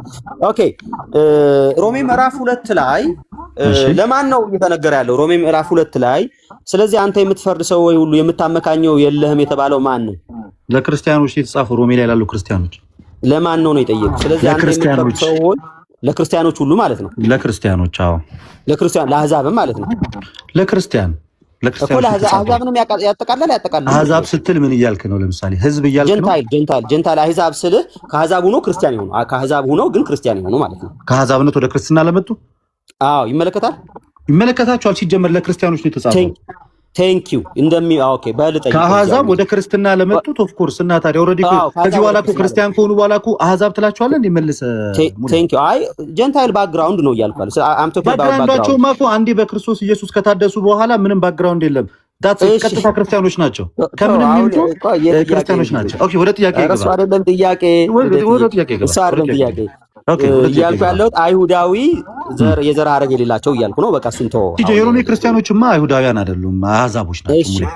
ቴንክ ዩ እሺ፣ የምታመካኘው የለህም፣ በሌላው የምትፈርድበት ነገር ራስን ትኮንናለህ። አንተ ፈራጅ ወይ እነዚህን ታደርጋለህ፣ እንደዚህ በሚያደርጉት ላይ እግዚአብሔር ብሎ እንደዚህ ብሎ የሚለውን ምን ፈርዶ ነው ይሄ ሰው? እነዚህ ሰዎች ምን ይፈርዱ? ቁጥር ስንት ነው ያለው? ቁጥር ስንት ነው? አንድና ሁለት። ስለዚህ አንተ የምትፈርድ ሰው ሆይ የምታመካኘው የለም፣ በሌላው በምትፈርድበት ነገር ራስን ትኮንናል። አንተ ፈራጁ እነዚያን ታደርጋለህ። እሺ ምን ነው ጥያቄ እዚህ ላይ ምንድን ነው የፈረዱት? እዚህ ጋር ምን ፈርደው ነው እንደዛ ለምን ትፈርዳላችሁ እያላቸው ያለው? በምን ላይ ፈርደው ነው? ለምሳሌ እዚህ ክፍል እሱን ሀሳብ አይናገርም። በምን ላይ ፈረዱ፣ ለማን ፈረዱ የሚለውን ሀሳብ አይናገርም መጽሐፉ። እየተናገረ ያለው ነገር ምንድነው ግን እንደዚህ በሚያደርጉት ላይ ድርጊታቸውን ብቻ ነው የተናገረው። ሙሌ በቀጥታ ድርጊታቸውን አንዱ ላይ መፍረድ እንደሌለበት አንተ በምትፈርዱ በምን ታመካኛለህ እያለ ከተናገረ በኋላ በሁሉም ላይ ፍርድን የሚሰጥ እውነተኛ ፈራጅ እግዚአብሔር እንደሆነ እንዲያውቁ እየነገራቸው ነው እንጂ ድርጊታቸው ለምሳሌ እዛው ላይ ምን አለ መሰለህ? ቆይ ስማኝ አንዴ። ያለ ሕግ ኃጢአት ያደረጉ ሁሉ ያለ ሕግ ደግሞ ይጠፋሉና ሕግን ሳላቸው ኃጢአት ያደረጉና በእግዚአብሔር ፊት ሕግን የሚያደርጉ ይጸድቃሉ እንጂ ሕግን የሚሰሙ ጻድቃን አይደሉም። ሕግ የሌላቸው አሕዛብ ከባህሪያቸው የሕግን ትእዛዝ ሲያደርጉ እነዚያ ሕግ ባይኖራቸው እንኳን ለራሳቸው ሕግ ናቸው እነርሱም ሕሊናቸውን ብሎ ከዛ በኋላ ቀጥታ አንተ ግን አይሁዳዊ ብትባል በሕግ ብትደገፍ ይላል 17 ላይ። አንተ ግን የሚለው አሁን ስለማን ነው? ከላይ ዘለሆን የመጣኸው አንተ። ቆይ አይ ለማን ነው ይሄ? አንተ ግን ሲል ለማን ነው? ከላይ ዘለሆን የመጣኸው ሐሳቡን ከመጀመሪያ ላይ ነው። አንድ ኮንቴክስት ነው። ኖ ከምዕራፍ 2 ቀጥታ ቁጥር 15 ላይ ከምዕራፍ 2 17 ላይ እሺ ለማን ነው? እሺ አንተ ግን ሲል ለማን ነው? ከላይ ጀምረን አንብቧ ሐሳቡን ለማግኘት ከላይ ጀምረን አንብቧ። ቁጥር 17 ከላይ ጀምረን አንብቧ። ስለማን እንደሚያወራ ስለምን እንደሚናገር ገንጥለ ከምታወጣው ከላይ ጀምረን ምን እንደሚል እንናገር። አንተ አታውቀውም እንደ መጽሐፉ ልደታ ሮሜ ምዕራፍ 2 ነው የኔ ጥያቄ እኮ። ኖ አንተ እያነሳ ያለኸው ማለት ነው አንደኛዋን ቁጥር ነው። ሐሳቡ ከላይ ጀምሮ ተያይዞ የመጣ ነው። ስለዚህ ስለማን እንደሚያወራ ወደ ላይ ከፍ ነው። ደቂቃውን አቁምልኝና አንተ ይሄኛው የመጨረሻ ጥያቄ አይደለም። ቆሟል። ደቂቃው ቀጥል። ከዚህ ጀምሮ ላንብበው። ኦኬ አንተ ከፈለከው እንጂ አንተ ማንበብ ከፈለከው እርሱ ለእያንዳንዱ እንደ ስራው ያስረክበዋል አለ ጌታ። ሐዋርያው ጳውሎስ በበጎ ስራ በመንጻት ምስጋናና ክብር የማይጠፋን ሕይወት ለሚፈልጉ የዘላለም ሕይወት ይሰጣቸዋል። ለአመፃ በሚታዘዙ እንጂ ለእውነት በማይታዘዙትና የግሪክ ሰው ካለን አይሁዳዊ ካለን እንግዲህ በአብርሃም ዘር የመጡትን ነው የሚናገር። የግሪክ ሰው ብሎ ሲናገር የሚናገራቸው እነዚያ ሕግ የሌላቸው አስቀድሞ በአሕዛብ ዓለም ውስጥ የነበሩትን ሁለቱን ያነሳል። አስቀድሞ ለአይሁዳዊ ሲል እንግዲህ መጀመሪያ አስቀድሞ የምናውቀው እግዚአብሔርም የሚያውቀው ሕዝብ የነበረው አይሁዳዊ ነው። ኦኬ ለእግዚአብሔር ሰው ፊት እግዚአብሔር ለሰው ፊት አያዳላም። አይሁዳዊውን የግሪክ ሰውም ሁን ወደ ክርስትና ህይወት ከመጣ በኋላ በየትኛውም መንገድ እግዚአብሔር ለማንም አያዳለም። ፍርዱ ቅን ነው። ቀጠል አለና ኦኬ ያለ ህግ ኃጢአት ያደረጉ ሁሉ ያለ ህግ ደግሞ ይጠፋሉ። ህግ ሳይኖራቸው ለምሳሌ ያለ ህግ የነበሩት የተባሉት እነማን ናቸው? ህግን የማያውቁ የግሪክ ሰው ወይ ደግሞ ከአይሁድ ውጭ የሆኑት ህግ አልነበራቸውም። ህግ በሙሴ በኩል የተሰጠው ለአይሁዳውያን ነው ወይም ለእስራኤላውያን ነው።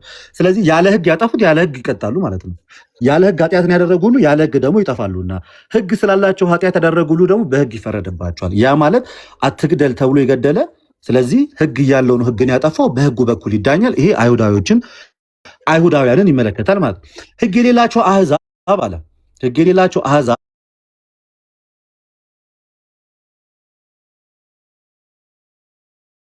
ከባህሪያቸው የህግን ትእዛዝ ሲያደርጉ እነዚህ ህግ ባይኖራቸውስ እንኳን ለራሳቸው ህግ ናቸውና እነዚህ ምን እያለ ነው? አህዛብ ሆነው ህግ የላቸውም። ነገር ግን በራሳቸው ማለት ህግ የተጻፈ ህግ ኖሯቸው ሳይሆን ምን ብሎ እነዚያ ህግን ባይኖራቸውም እንኳን ህግን ያደረጉ ማለት መልካም ነገርን ያደረጉ ወይ በመጥፎ ነገር ውስጥ ያልተገኙ ህግ እኮ የላቸውም እኮ ይሄ ጥሩ ይሁን የመጥፎን ግን አለዩም። እንዲያው ከባህሪያቸው ከራሳቸው ተነስተው ማለት ነው ያደረጉት ነገር መልካም ስለራሳቸው ለራሳቸው ህግ ናቸው ያላቸው ክፉና ደግ ተብሎ ልክ በሙሴ በኩል ለእስራኤላውያን ሳይሰጣቸው ነገር ግን በራሳቸው በልቦናቸው ብቻ ልክ ነው ብለው አውቀው ያደረጉት እነዛ ለራሳቸው ናቸው አለ። እነሱን አይሁዳውያንን ሳይሆን አህዛብን መሰከረ። ኦኬ ቁጥር 15 እነርሱም ህሊናቸው ሲመሰክርላቸው ጥሩ ይሁን መጥፎ የመሰከረላቸው ህሊናቸው ነው። ሰው ህሊናው ይመሰክርለታል። የሚያደርገው ነገር መጥፎ ይሁን የሚያደርገው ነገር ጥሩ ይሁን ህግ ተጽፎ እንኳን ባይሰጠው ባይ ሃርት ህሊናው በጎ ይሁን መጥፎ ህሊናው ይመሰክርለታል። እነሱ ህሊናቸው ይመሰክርላቸዋል የተባሉት አህዛቦች ናቸው። አህዛቦች ናቸው ስል አህዛቦች የነበሩ ኦልሬዲ የሮሜ ክርስቲያኖችን ነው እየነገራቸው ያለ። ከዛ እነርሱ ህሊናቸው ሲመሰክርላቸው ሀሳባቸውም እርስ በርሳቸው ሲካሰስ ወይም ሲያማካኝ በልባቸው የተጻፈው የህግ ስራ ያሳያል። ወይም በእኛ ቤተክርስቲያን ህገ ልቦና የምንለው ማለት ነው። ሰው በልቡ የተጻፈ ነገር ሳይኖረው ልቡን ተከትሎ ህሊናው መስክሮለት ይሄ መጥፎ ነው ይሄ ልክ ነው ካለ ይሄ በህገ ልቦና ተዳኘ እንላለን። ይህም እግዚአብሔር በኢየሱስ ክርስቶስ እኔ በወንጌል እንዳስተማርኩ በሰው ዘንድ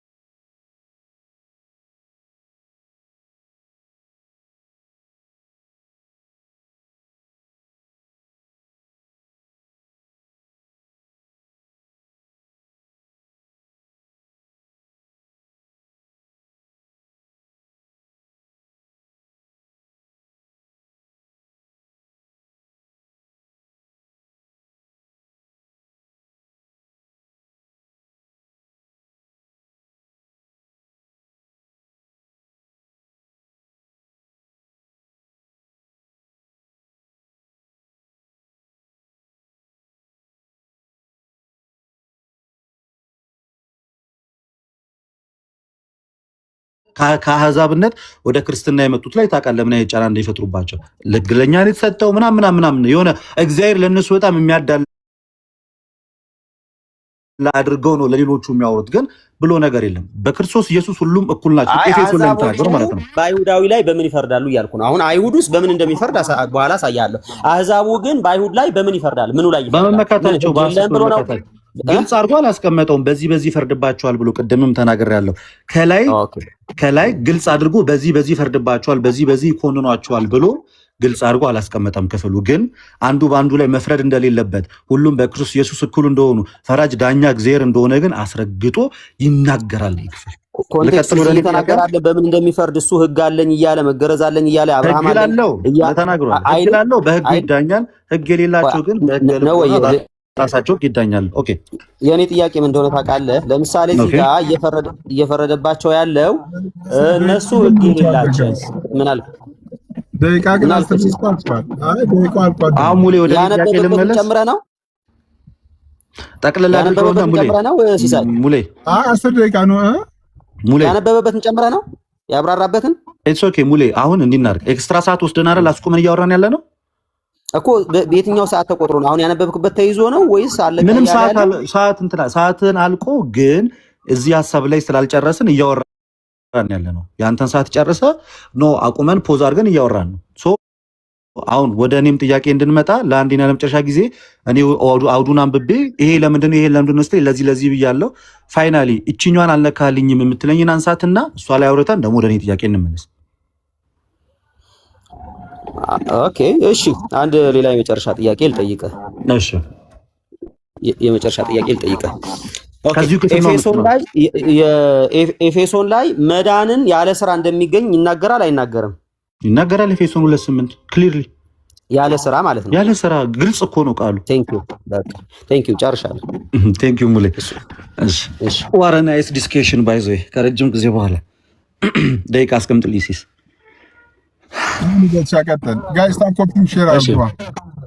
እሺ ሙሌ የመጀመሪያ ጥያቄ ከሮሜ ብዙም ራቅ ሳልል የምጠይቀው የሰው ልጅ ሮሜ ምዕራፍ 8 ከቁጥር 17 ላይ ጥቅሱን ከፈለክ ልታወጣልኝ ትችላለህ። እኔም ላነብልህ እችላለሁ። እሺ እንደዚህ ይላል ቁጥር 17 ላይ እሺ ልጆች ከሆንን ወራሾች ደግሞ ነን አለ። ማለት የእግዚአብሔር ወራሾች ነን አለ። አብረን ደግሞ እንድንከብር አብረን መከራ ብንቀበል ከክርስቶስ ጋር አብረን ወራሾች ነን አለ። የሶር ነው የምጠይቅህ። ሰው ከክርስቶስ ጋር መከራን አብሮ ቢቀበል ወራሽ ነው አይደለም?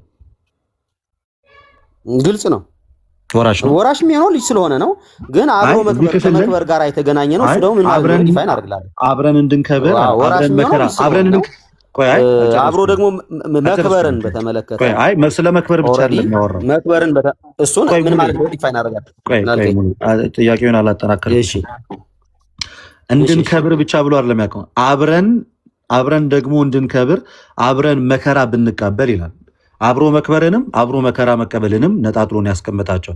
ብንቀበል ከክርስቶስ ጋር ወራሾች ነን ይላል። ስለዚህ ሰው መከራን መቀበል ከክርስቶስ ጋር ወራሽ ያደርጋል አያደርግም?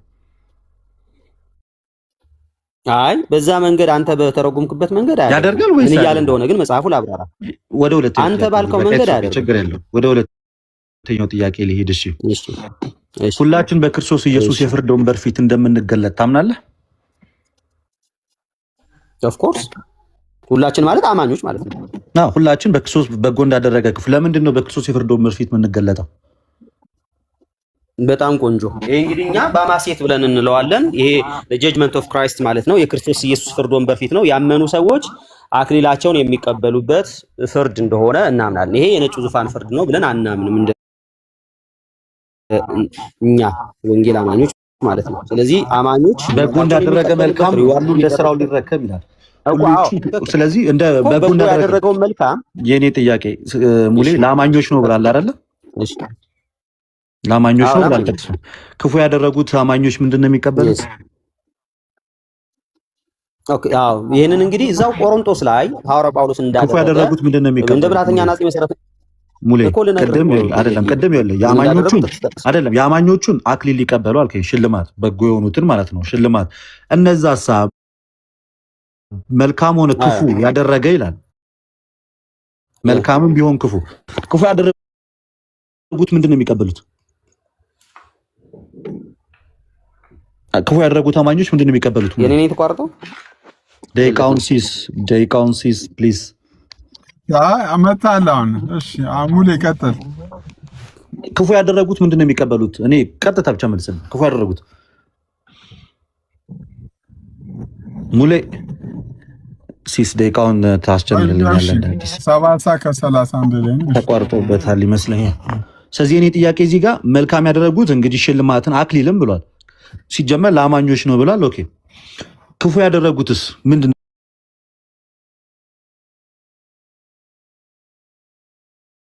የሚቀበሉት?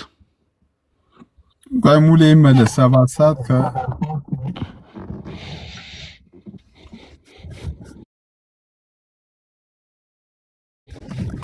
ጋይስ ታኮ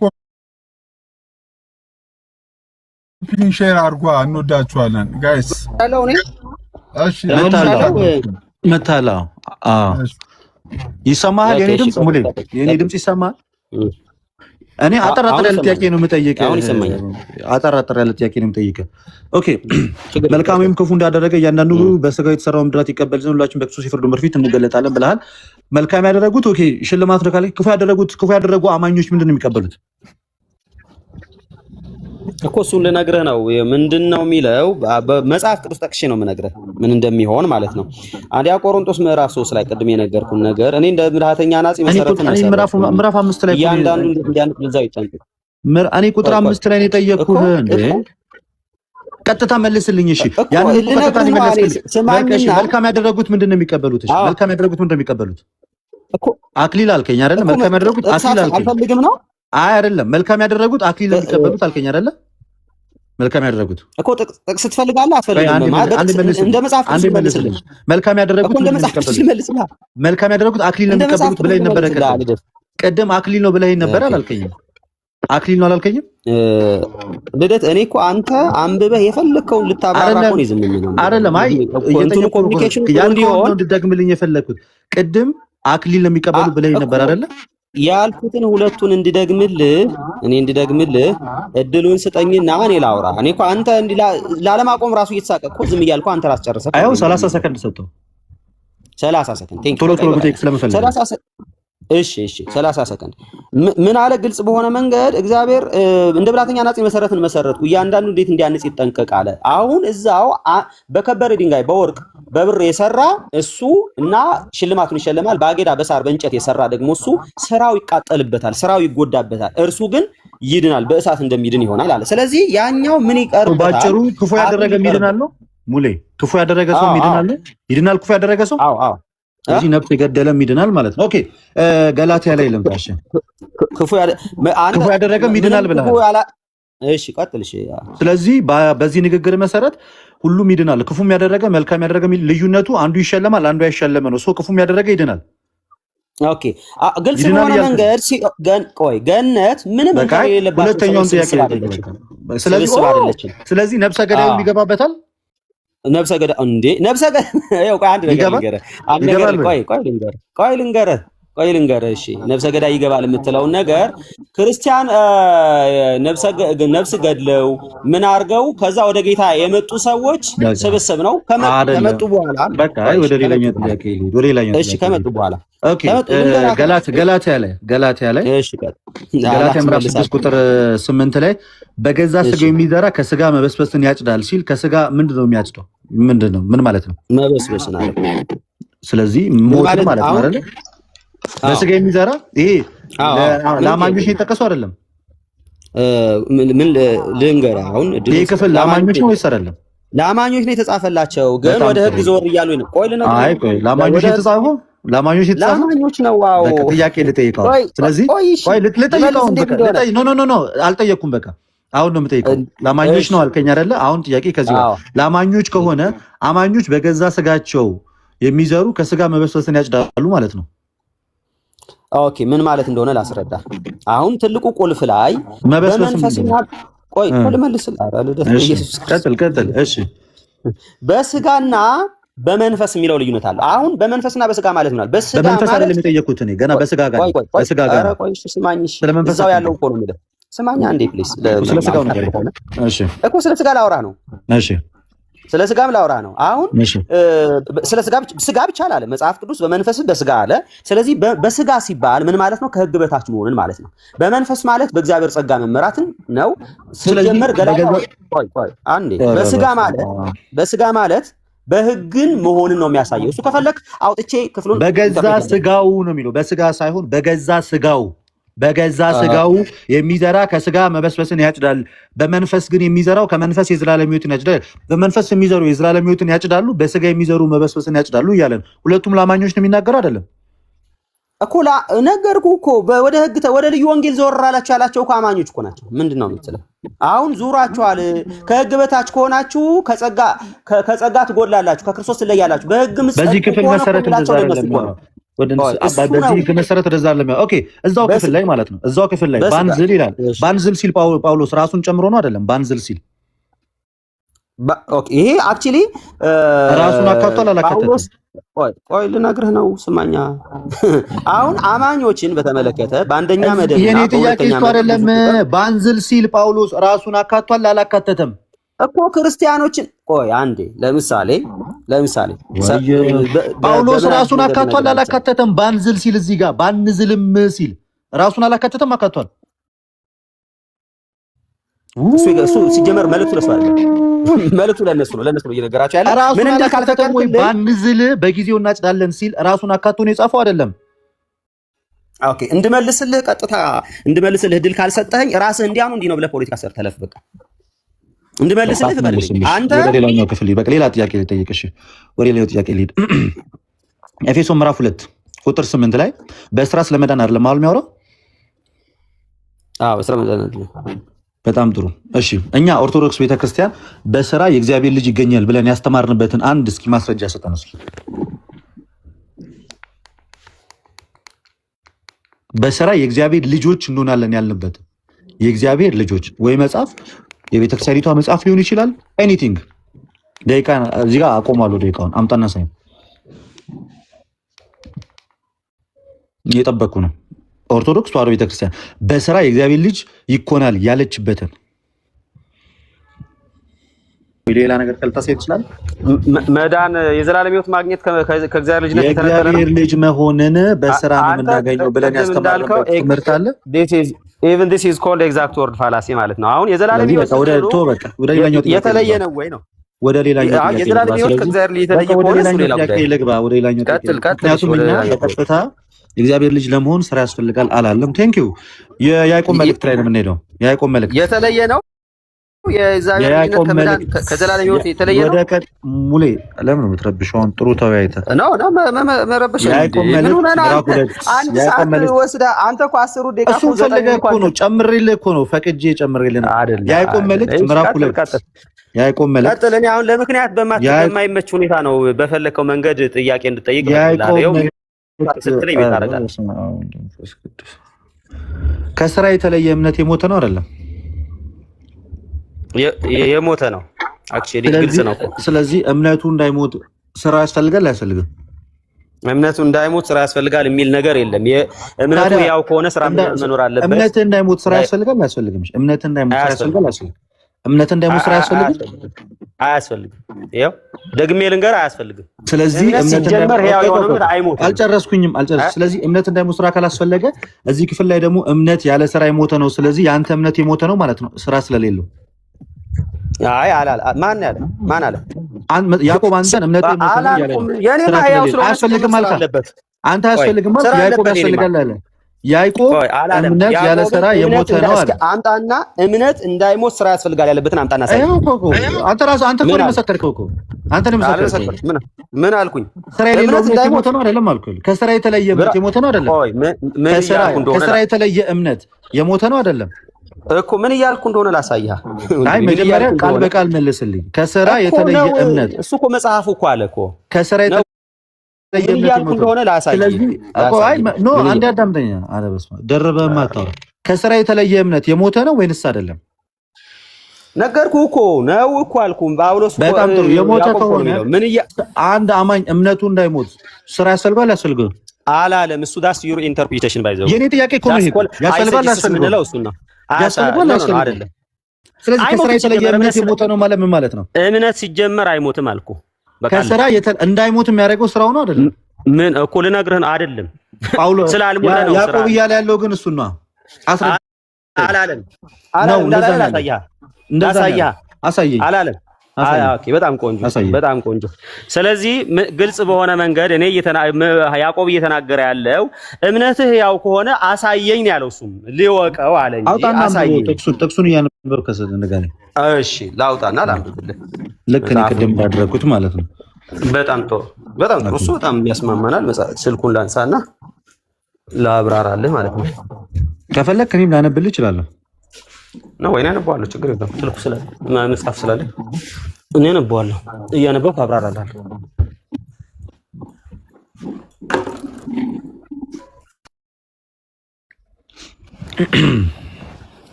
ክፉም ያደረገ ገነት ይገባላል። ዛሬ ሰማን ይሄንን።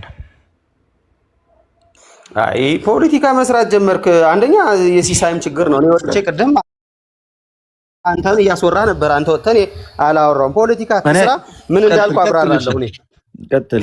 አይልደ እንደዚህ ሪስፔክት መደራረጉ ይሻለናል በሚል ነው። እንደዛው ነው ፖለቲካው ከሪስፔክት አልወጣም እኮ አይ ያላልኩት ለምን ትላለህ? እዚህ ያለው አረ እኔ አላልክም። ክፉ ያደረገ ገነት ይገባል፣ ክፉም ያደረገ ገነት ይገባል አልክ። ያኔ ያልኩት አንተ ላልከው እኔ ልሳት ያላልኩም። ቆይ ችግር የለውም።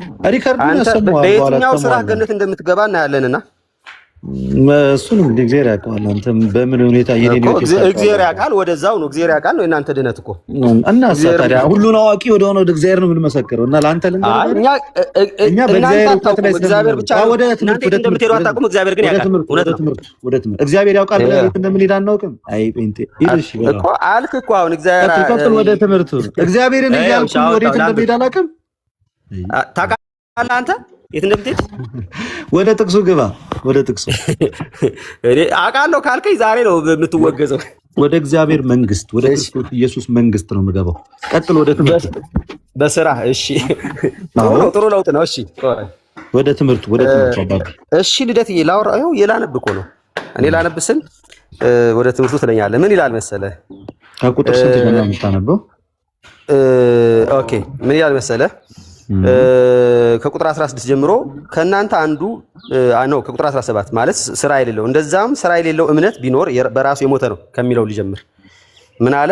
እንደዚሁም ስራ የሌለው እምነት ቢኖር በራሱ የሞተ ነው አለና ነገር ግን አንተ ሰው አንተ ታረቡ ጥሩ ነው። ከቁጥር 14 ጀምረ እንዴ ቆይ አይ ለማብራራት ከሆነ ከፍ ብለህ ነው ራሱ ጥቅሱን አንዱም ነጠላ ይዘህ ሳይሆን ከ14 እስከ 17 አብረህ እኔ አሁን ላብራራ የምፈልገው እኔ ያብራራለሁ። እኔ ከፈለ አንተ እኮ አንዴ ችግር የለውም። ምን አረክ መሰለህ ከፈለከው ቆይ ኧረ በፈጣሪ ምን ሆነ ነው እንዴ አንተ ሮሜ ከፈለከው ጀምረህ አንብበህ አብራራ አልኩህ። ከፈለከው ጀምረህ አብራራ በቃ። አሁን እኔ ትክክል ካልሆንኩ መደምደሚያ ላይ ይሄ ነገር ማብራራት ነበረበት ብለህ ትቀጥላለህ አንተ። እኔ ከዛው ይኸው 17 ላይ እንደዚህም ስራ የሌለው እምነት ቢኖር በራሱ ይሄን ጥቅስ ጀምሬ ነው የማወራው። በራሱ የሞተ ነው አለ። ኦኬ ይሄንን ሲያብራራ ቀጥሎ ያለውን እያብራራ ነው እናውራ። ነገር ግን አንድ ሰው አለ አንተ እምነት አለህ እኔም ስራ አለኝ፣ እምነትህ ከስራህ ለይተህ አሳየኝ፣ እኔም እምነቴ በስራ ያሳያለሁ ይላል አለ። እግዚአብሔር አንድ እንደሆነ አንተ ታምናለህ፣ መልካም ታደርጋለህ። አጋንንትም ደግሞ ያምናሉ ይንቀጠቀጡማል። አንተ ከንቱ ሰው እምነት ከስራ ተለይቶ የሞተ መሆኑን ልታውቅ ትወዳለህን አለ። አሁን ከላይ ግልጽ በሆነ መንገድ አንተ እምነትህ አለ እኔም ስራ አለኝ፣ እምነትህ ከስራ ለይተህ አሳይ፣ እምነት ከስራ ለይተህ አይታይም እያለ ያለው ያኛው ደግሞ ምን አለ? እኔም እምነቴን በስራ ያሳያለሁ። ኦፍ ኮርስ የትኛው ነው ትክክል? እምነቱ በስራው የሚያሳይ ሰው። ይሄኛው ግን እምነቴ ከስራ ለይቼ በምን ሊያዩ ይችላል? ያዕቆብ ሰው ነው። እምነቱን ከስራ ተለይቶ ማየት አይቻልም። ስለዚህ ስራ ከሌለው እምነቱ ስለማይታይ ያዕቆብ ምን ይላል ማለት ነው? ሞቷል ይሄ እምነት ይላል። የሚያይ ሰው ኦኬ እምነት አለኝ ይላል፣ ግን ስራ ግን የለውም። ስለዚህ ዝም ብሎ ነው ክሌም አለኝ የሚለው ዝም ብሎ ነው እንጂ ምን ሊያረጋ አይችል ሊያሳይ አይችል። እንቀጥል እሺ። አባታችን አብርሃም ልጁን እንቀጥል አባታችን አብርሃም ልጁን ይስሐቅን በመሰዊያ ባቀረበ ጊዜ በስራ ይጸደቅ አልነበረምን? ኦኬ በስራ ይጸደቅ አልነበረምን አለ። አባታችን አብርሃም ግልጽ በሆነ መንገድ እንግዲህ ይሄንን ባይዘው ይሄን ቀጥታ አብርሃማው በስራ ጸድቋል የሚል ሰው ካለ ቀጥታ የሚጋጨው ከማን ጋር ነው? ከጳውሎስ መልእክት ጋር። ጳውሎስ አብርሃም በስራ ይጸደቅ። ስለዚህ እዚህ ክፍል ላይ ያዕቆብ አብርሃም በስራ ይጸደቅ አይደለም ሲል ከያዕቆብ ጋር ተጋጭቷል እያልክ ነው? ምን እያለ እንደሆነ እነግርሃለሁ። በቀጥታ ቃሉን ተቀበለውላ ተቀበለው። ምን ክፍል አባታችን አብርሃም ልጁ ይስሐቅን በመሰዊያ ባቀረበ ጊዜ በስራ ይጸደቃል። ጥያቄው መንገድ ቆይ ሪቶሪካል ጥያቄ ነው አይደል የጠየቀው ሙሌ? አይዋ ቆይሽ እሺ ለነገር ልደት ይሄ ጥያቄ ምን አይነት ጥያቄ ነው ይባላል? ሪቶሪካል መልስ ያለው ጥያቄ ራሱ ጥያቄው ራሱ መልስ ያለው አለ አይደል? ምን አይነት መልስ ነው ያለው? ምን አይነት መልስ ነው? ምን አይነት መልስ ነው ያለው? ቆንጆ እኮ ልነግርህ ነው። መልሱን ንገረኝ። እዚሁ ንገረኝ። መልሱ ምን አይነት መልስ ነው ያለው? እኮ ይኸው ለያዕቆብ ለራሱ የመለስኩለት ልጅ ጸድቋል ወይንስ አልጸደቀም የሚል መልስ ነው የሚያሰጠው። ይሄ እኮ ለያዕቆብ ለራሱ የመለስኩለት ልጅ ያዕቆብ ምን እያለ እንደሆነ እኔ ይገባኛል። ምን እያለ እንደሆነ ያዕቆብ ነው የምትመልስለት እኮ ያዕቆብ እየጠየቀ አይደለ? ለማን ነው የሚጠይቀው? ለኦዲየንስ ለያዕቆብ ትመልስለታለህ ይላል። ያዕቆብ መልስ ያለው ጥያቄ ነው የጠየቀው እኮ። ለምን ነው የምትመልስለት? መልሱ እኮ ይታወቃል፣ ተቀምጧል። መልሱ ምንድን ነው? ጸድቋል። ኦኬ አብርሃም መቼ ነው የጸደቀው? እስኪ ዘፍጥረት ላይ ያሳየኝ። አብርሃም በስራ ልጁን ይስሐቅን በመሰዊያ ላይ ባስቀመጠ ሰዓት ራሱ ያዕቆብ እኮ ነው። ዘፍጥረት ምዕራፍ 2 አይልም 22 ላይ በስራው እንደጸደቀ አይልም። አየህ እንደዛ አንተ በምትረዳ አይደለም። ያዕቆብ ይላል አንተ አትልም ነው ችግሩ። ያዕቆብ ይላል አንተ ግን አትልም። ያዕቆብ ለምን ያዕቆብ ይላል? ያዕቆብ ይላል እኛ የሐዋርያት ልጆች ስለሆንን የያዕቆብን ትምህርት እንቀበላለን። አንተ አትቀበልም። ችግሩ ምንድነው? አንተ አብራርተህ ከጨረስክ በኋላ ነው እኔ ሐሳቤን ጥያቄን የጨረስኩት። ጉዳዩ ግን እኔ ሳብራራ እንደ በቃ ትክክልን ካለ መንገድ ባብራራ ምንድን ነበር የጠየቅኩህ? እኔ ቅድም ሙሌ ምን ነበር የጠየቅኩት? ምንድን ነበር የጠየቅኩት ጥያቄ? የቀሪ ጥያቄ ካለህ ጠይቅ። አይ ቲንክ እንግዲህ ሲሳይ አንድ ሰዓትን ብትጠይቅ አይ በቃ ደቂቃው እኔ ጋር ነው። ማጠቃለያ ሙሌ ስለ ሁለታችሁ እኮ ፈቃደኛ ስለሆናችሁ እኮ ነው አውጥተህ ማብራሪያ እንጂ እኮ ሰዓት አለቀ ብዬ ቅድም እሺ በቃ ማጠቃለያ ስጥና ልስጥ። እኔ አንጂ ጥያቄና መልሱን አንተ ስለሆነ የጀመርከው ሙሌ ማጠቃለያ የምትሰጠው አንተ ነህ። እሱን እኮ ፈቅደን እኮ ነው። ልደት ምን ሆነ ነው እንጂ የጀመርከው አንተ ስለሆንክ ነው። ጥያቄና መልስ የጀመርከው አንተ ስለሆንክ አንተንም ማጠቃለያ የምትሰጠው ውይይቱን አንተ ጀመርከው። ከዛ ጥያቄና መልስ ውይይቱን አንተ መጀመሪያ አንተ ተናገርክ። ቆይ ልንገርህ፣ መጀመሪያ አንተ ተናገርክ። በዛ አካሄድ ቢሆን ጥያቄውም አንተ ነበር የምትጠይቀው፣ ግን እኔን አስቀደምከኝ። ይሻልኩኝ ችግር የለውም ብዬ ማለት ነው። ስለዚህ ጥያቄው ላይ አንተ ውይይቱ ላይ ቀደምክ፣ ጥያቄው ላይ ነው የቀደምኩኝ። መደምደሚያ ላይ አንተ ትቀድማለህ። በቃ ዲስ ኢዝ ምንም ይሄ ቀላል ነገር ነው። እሺ ችግር የለም። ስንት ደቂቃ ነው የምትሰጠን ሲሶ? 7 ደቂቃ ማጠቃለያ 7 ደቂቃ። ውይ ብዙ ነው በጣም ሲስ 5 ደቂቃ ይሻላል። 5 ደቂቃ እሺ፣ 5 ደቂቃ ለማጠቃለያ በጣም ብዙ ነው። ኦኬ ስለዚህ ማጠቃለያ ላይ ማስቀምጠው ነገር ምንድን ነው? እሺ ይሁን። እሺ 7 እሺ አድርገው። እሺ ይሁን መልሶ ሲስ 7 አድርገው።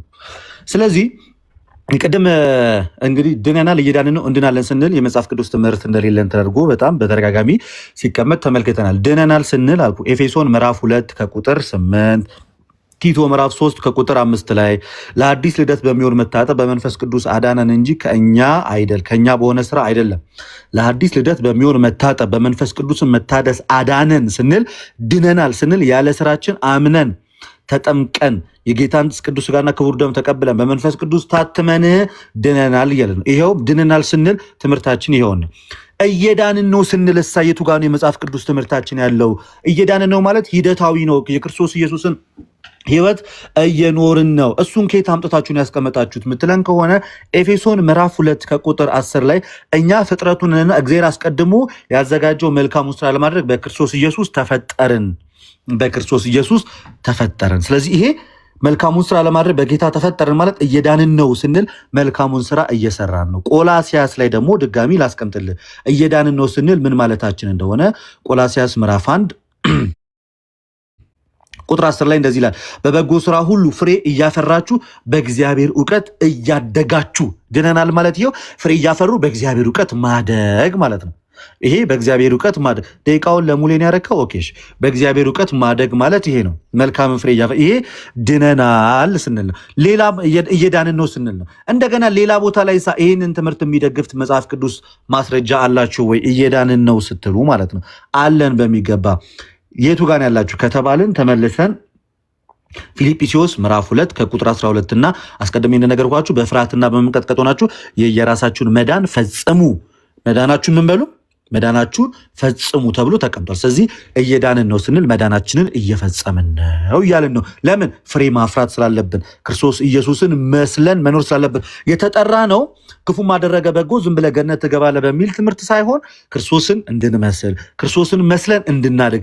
የኦርቶዶክስ ቴዎሎጂ በጣም ደስ የሚለው ቴዎሲስ ማለት ነው። በቃ እግዚአብሔርን መስሎ ማደግ፣ ሁሌ ማደግ ያለበት ህይወት ነው። በቃ ኃጢአት ብትሰራ ንስሐ እየገባ ፍሬን እያፈራ ታድጋለህ። ጌታን እየመሰል በምሕረቱ ጥላ ውስጥ ሆነ ሁልጊዜም ክርስቶስ ኢየሱስን እያየ እሱን እየናፈቅከው እሱን እየመሰልከው በመከራ እየመሰልከው ትኖራለህ እንጂ 24 ሰዓት በርገርን ስጋን ጥሬን እየበላ እየወደክ እንደፈለክ እየኖርክ ዋን ሴቭድ ኦልዌይስ ሴቭድ ብለህ ከዛ ገነት የኃጢአተኞችም የጻድቆችም መገኛ ስለሆነች ክፉ ያደረገ መልካም ያደረገ ተሰባስቦ ይገባበታል። ይሄ ቲያትር ቤት አይደለም፣ የእግዚአብሔር መንግስት ነው።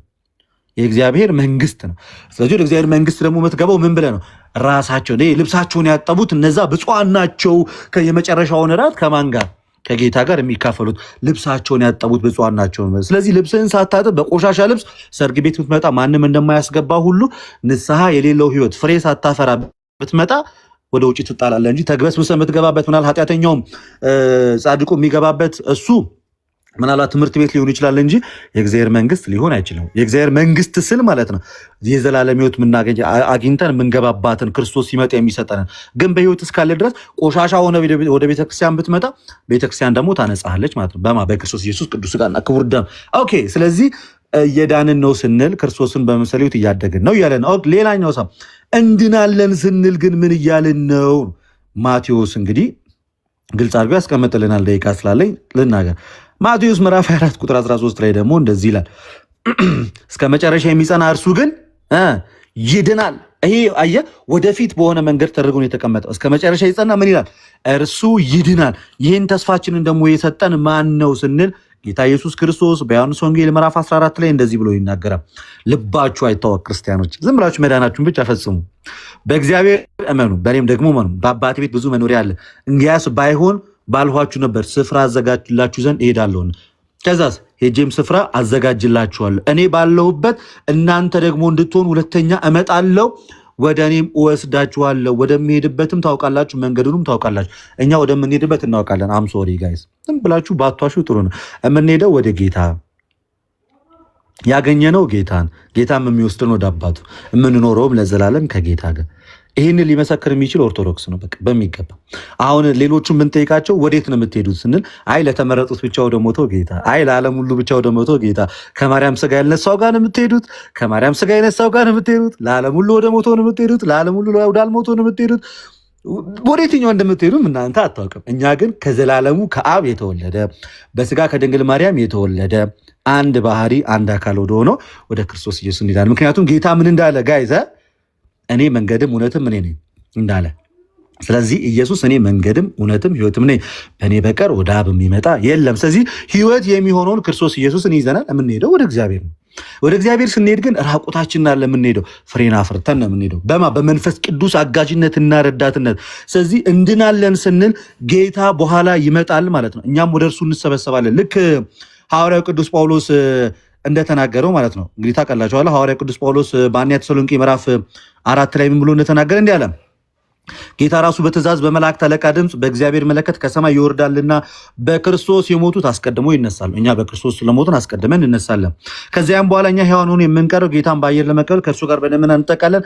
እንግዲህ ሁልጊዜ ከጌታ ጋር እንሆናለን። እርስ በርሳችሁ በዚህ ቃል ተጽናኑ ብሎ እንዳለ ጌታ ይመጣል፣ እኛም ወደ እርሱ እንጠቃለን፣ ለዘላለምም ከጌታ ጋር እንኖራለን። ይሄ እንድናለን ስንል ነው።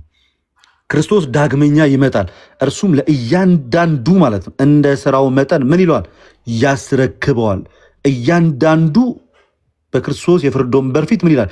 ይገለጣል። ድል የነሱት ዓለምን ያሸነፉት ክርስቶስን መስለው የኖሩት እነሱ ከክርስቶስ ኢየሱስ ጋር ምን ይላሉ?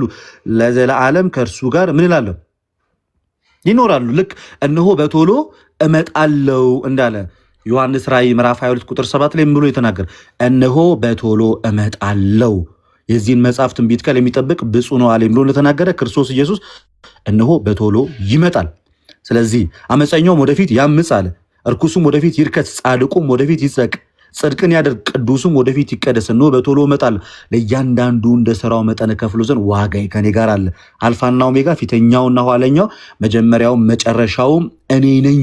ስለዚህ ክርስቶስ ኢየሱስ ይመጣል፣ እኛም ወደ እርሱ እንሰበሰባለን። ይሄ ምን የሚለው ትምህርታችን ነው? እንድናለን። እንደዛ ለማድረግ እሳ በኃጢአት የወደቅን ሰዎች ካለን ንስሐ ገብተን ክርስቶስ ኢየሱስ እንደተናገረ አንደኛ ዮሐንስ መልእክት ምዕራፍ 1 ቁጥር 7 ላይ የልጁ የኢየሱስ ክርስቶስ ደም ከኃጢአቱ ላይ ያነጻል እንደተባለ ከኃጢአት ነጽተን ጠብቀን ሙሽራ ሆነን ክርስቶስን እናገኘዋለን ማለት። ለዚያ ጊዜ ክርስቶስ ሁላችንም ያውቃን። አሜን። እሺ ልደትሻ ሰዓትን ጨርሳል። ቴንኪው ሙሌ ቀጥለው 7 ደቂቃ ሙሌ አለ 7 ደቂቃ ነው የተጠቀመው። እሺ ይሁን 7 ደቂቃ ነው። እኔ እንዳላቋርጠው ይኝ ደቂቃ ያለፈ ስለመሰለኝ እሺ አንተ ላይ ነበር ያስቀመጥኩት 7 ደቂቃ። እሺ ችግር ለኔ አልታየኝም፣ ኔትወርክ መሰለኝ። ኢትስ ኦኬ ችግር የለውም። ለማንኛውም እቺ ምርጫ ቀስቀሳ ደስ ብላኛለች። ባይዘው ወይ ይሄ ምርጫ ቀስቀሳ ነው የሚባለው እንጂ ይሄንን ትምህርት ቢኖር እኔ ነገ እሁድ ላይ እንዳስላሴ ሄጄ አስቀድስ ነበር። እዚህ ሽረ እንዳስላሴ ሄጄ አስቀድስ ነበር ማለት እንዲህ የሚባል ትምህርት በኢትዮጵያ ኦርቶዶክስ ተዋሕዶ ቤተክርስቲያን የለም። ይሄ ቲክቶክ ላይ ያሉ ሰዎች እዚህ ጋር ያሉ ወንጌላውያን አማኞችን የኦርቶዶክስን ትምህርት በስርዓት የማያውቁ ሰዎችን ለማታለልና ለመውሰድ እንጂ ይሄ ትክክለኛ ትምህርት አይደለም። ይሄ ምናልባት ምንድነው መጽሐፍ ቅዱስ እንደሚል ተኩላ የበግ ለምድ ለብሶ ይመጣል፣ ውስጡ ግን ነጣ ተኩላ ነው። እውነተኛ ማንነቱ አይደለም። ትምህርትን ሸፍነህ የቤተክርስቲያን ትምህርትን ሸፍነህ የቤተክርስቲያን ያልሆነን ትምህርት አምጥተህ ይሄ ነው ትምህርታችን ማለት ኢዝ በቃ ለምድ ከመልበስ ያለፈ ሌላ ነገር ምንም ነገር የለውም። ስለዚህ አባቶች የነሱ ፖዚሽን ያላቸው አስተማሪዎቻቸው ገነት በር ቁመህ እንኳን የት ነው የምትሄደው ብትባል አላውቅም በል ተብለው የሚነገሩ አሁን ግን ወደ ጌታ እንሄዳለን። መዝሙራቸው የሚናገረው ከመዝሙር እንግዲህ ቴዎሎጂ ይቀዳል ብለዋል ትላንትና። መዝሙራቸው ራሱ አቤት የዛን ጊዜ ክርስቶስ ሲመጣ ትልቁም ትንሹ መድረሻውን ሲያጣ ተብሎ መድረሻውን ነው የሚያጣው። የት እንደሚገባ እንኳን ትልቁም ትንሹም ክርስቶስ ሲመጣ እንጨነቃለን፣ ያስጨንቀናል ነው። ወንጌላዊ አማኞች ኢየሱስ ክርስቶስ ተስፋችን ነው። ሲመጣ ኢየሱስ ክርስቶስ ህይወታችን የሆነውን ክርስቶስ ሲገለጥ በክብር እንገለጣለን እንላለን። እነሱ ግን መድረሻችን እናጣለን ይላሉ፣ ይጨነቃሉ። ኢየሱስ ቢመጣ ቢባል አንድ ኦርቶዶክሳዊ እሰይ እልልል ይምጣ አይልም ማለት ነው። ስለዚህ የኢትዮጵያ ኦርቶዶክስ ተዋሕዶ ቤተክርስቲያን ነገረ ድህነት ትምህርትን ከስራ ተለይቶ አይምን ይሄ በእምነት ይዳናል። ለመጀመሪያ ለመዳን ለመወለድ ስራ አያስፈልግም ኢዝ ይሄ ምንድነው እዚህ ጋር ያለው ፕሮፓጋንዳ ወይም ፖለቲክስ ነው፣ የቲክቶክ ፖለቲክስ እንጂ ቤተክርስቲያኒቱ ላይ እንደዚህ አታምንም ማለት። ስለዚህ ቤተክርስቲያኒቱ ግልጽ የሆነ የነገረ ድህነት ትምህርትም የላትም ማለት። ያመነ ትላለች፣ ከዛ አክቹአሊ አያምንም ህፃኑ 40 ቀን 80 ቀን ነው። ከዛ የተጠመቀ ትላለች፣ ኦኬ ተጠመቀ ዳነ፣ አይ አልዳንም። ልጅ ሆነ አሁንም አልሆነም፣ ገና መንፈስ ቅዱስ መቀበል አለበት በሜሮን። ከዛስ በኋላ በሜሮን ከጨረሰ አልጨረሰም፣ አሁንም ስጋው ደግሞ ወሰድ አለበት። እሺ አሁንስ ጨረሰ፣ ስጋው ደግሞ ወስዶ አልጨረሰም፣ አሁንም መልካም ስራ መስራት አለበት። መልካም ስራ ሰርቶስ ጨረሰ፣ አይ የቅዱሳን አማላጅነት ተራዳኢነት የቅዱሳን እርዳታ ያስፈልገዋል። ይሄ ሁሉ ሆኖስ አይ በቃ ከሞተስ ኖ አሁንም ገና ነው። ምን ያደርገዋል? ፍትሃት ያስፈልገዋል። ስለዚህ በኢትዮጵያ ኦርቶዶክስ ተዋሕዶ ቤተክርስቲያን ማንም ሰው ቄስ ይሁን ጳጳስ ከሞተ በኋላ ማንም ሰው በሃይማኖት ያለ ሰው ሞተ ተብሎ የት እንደሄደ አይታወቅም። ሲኦል ሂዶ ሊሆን ስለሚችል ፍትሃት ይደረግለታል ማለት። መቼስ ገነት ለገባ ሰው ፍትሃት አያስፈልገው። ስለዚህ ሙቶ እንኳን እርግጠኛ አትሆንም፣ የት እንደሚሄድ የሚታወቅ ነገር የለም። የት ትሄዳለህ የሚለው እዚህ ቲክቶክ ላይ ነው እንጂ ባይዘወይ አሁን ያው እንግዲህ ልደትና አንዳንድ ሰዎች ከኛ እየወሰዱ በጣም ግርም በሚል ሁኔታ እኛ ወደ ጌታ ነው የምንሄደው ይላል። ነው ወደ ጌታ ነው የምንሄደው የሚል ትምህርት ቢኖር እኔ ወደ ቤተክርስቲያኔ እመለሳለሁ፣ ወደ አባትና እናቴ ሃይማኖት እመለሳለሁ። ግልጽ በሆነ መንገድ በቃ የዘላለም ህይወት አለህ አንተ። የዘላለም ህይወትን እንዳታጣ ግን ስራ እሱ እንዲሁ እንደዛ ቢሆን ምንም ችግር አልነበረውም። በእርግጠኝነት የዘላለም ህይወት አለንኛ ላለማጣት ነው ስራ የምንሰራው እንጂ የዘላለም ህይወት ለማግኘት አይደለም። ኖ ስራ ብቻ አይደለም። ባይዘወይ ስፍር ቁጥር የሌለው የዘላለም ህይወት መዳኛ መንገድ አለ። ቅድም ምን አለ ልደት ኃጢአተኛ ሁናችሁ ምናምን ነገር ይገባል ብላችኋል አለ። ባይዘወይ ዘማዊ፣ አመንዝራ፣ ጠንቋይ፣ መነኩሴ በኢትዮጵያ ኦርቶዶክስ ተዋሕዶ ቤተክርስቲያን መጽሐፍ ንስሐ ሳይገባ በገብረ መንፈስ ቅዱስ አማላጅነት በኩል ግን የዘላለም ህይወት ገብቷል። ንስሐ ሳይገባ ማለት ነው። ጠንቋይ እግዚአብሔር ክዶ ሰው በዛ የዘላለም ህይወት ማግኘት ይቻላል፣ መግባት ይቻላል። እኛ አይደለም ያለ ስራ ኦኬ ኃጢአተኛውን ነፍሰ ገዳዩን ይገባል። ነፍሰ ገዳይ እናንተ ጋራ እንዲሁም እግዚአብሔርን ክዶ 72 ነፍስ ገሎ ሁሉ ገነት የሚገባበት ቤት ነው ማለት ነው። ስለዚህ ነፍሰ ገዳይ ይገባል ወይ እንዴ? እናንተ ጋር ነፍሰ ገዳይ አንድ አይደለም 72 የገደለ ይገባል እንጂ ያለዛውም ንስሐ ገብቶ አይልም። ስለዚህ ግልጽ በሆነ መንገድ ምንናገረው ይሄ የዚህ የቲክቶክ ፖለቲክስ ቅስቀሳ እንጂ የኢትዮጵያ ኦርቶዶክስ ተዋሕዶ ቤተክርስቲያን ድነናል፣ እንድናለን፣ እየዳን ነው፣ እንድናለን የሚል ትምህርትም አርቲኩሌት የሆነ ሲስተማታይዝ ተደርጎ ዶክትሪን ተቀምጦ ልክ እንደ አምስቱ አዕማደ ምስጢር እንደ ሰባቱ ምስጢራት ቤተክርስቲያን የተቀመጠ ነገር እዚህ ፈበረኳት ማለት ነው። ፈበረኳት። ስለዚህ ግልጽ በሆነ መንገድ ምንድነው እያልን ያለ ነው? እዚህ ጋር ያላችሁ ወንጌላውያን አማኞች እኛ የኢትዮጵያ ኦርቶዶክስ ተዋሕዶ ቤተክርስቲያን ስለምናቃት እንዳትሸወዱ። እንደዚህ የሚል መሬት ላይ እንደዚህ የሚል ትምህርት የለም። እንዳትሸወዱ። መሬት ላይ ችግር ድነሃል፣ የዘላለም ህይወት አግኝተሃል፣ ኢኒሻል ሳልቬሽን ተወልደሃል ከእግዚአብሔር፣ አሁን የእግዚአብሔር ልጅ ነህ፣ ልጅ ኮንክ ወራሽ ነህ የሚባል ትምህርት የለም። ስለዚህ እዚህ ጋር እነሱ የሚቀሰቅሱት ኦልሬዲ ትምህርቱን ለማያውቁ ለወንጌላውያን አማኞች ኦሆ እንደዚህ ከሆነማ ምናምን ብለው በልብ ውስጥ የሆነ ነገር ለማስቀመጥ ነው። እንደዛ የሚባል ትምህርት የለም ማለት ነው። ስለዚህ ግልጽ በሆነ መንገድ የኛ ትምህርት ንጥር ያለ ግልጥ ያለ ድህነት በእግዚአብሔር ጸጋ ነው።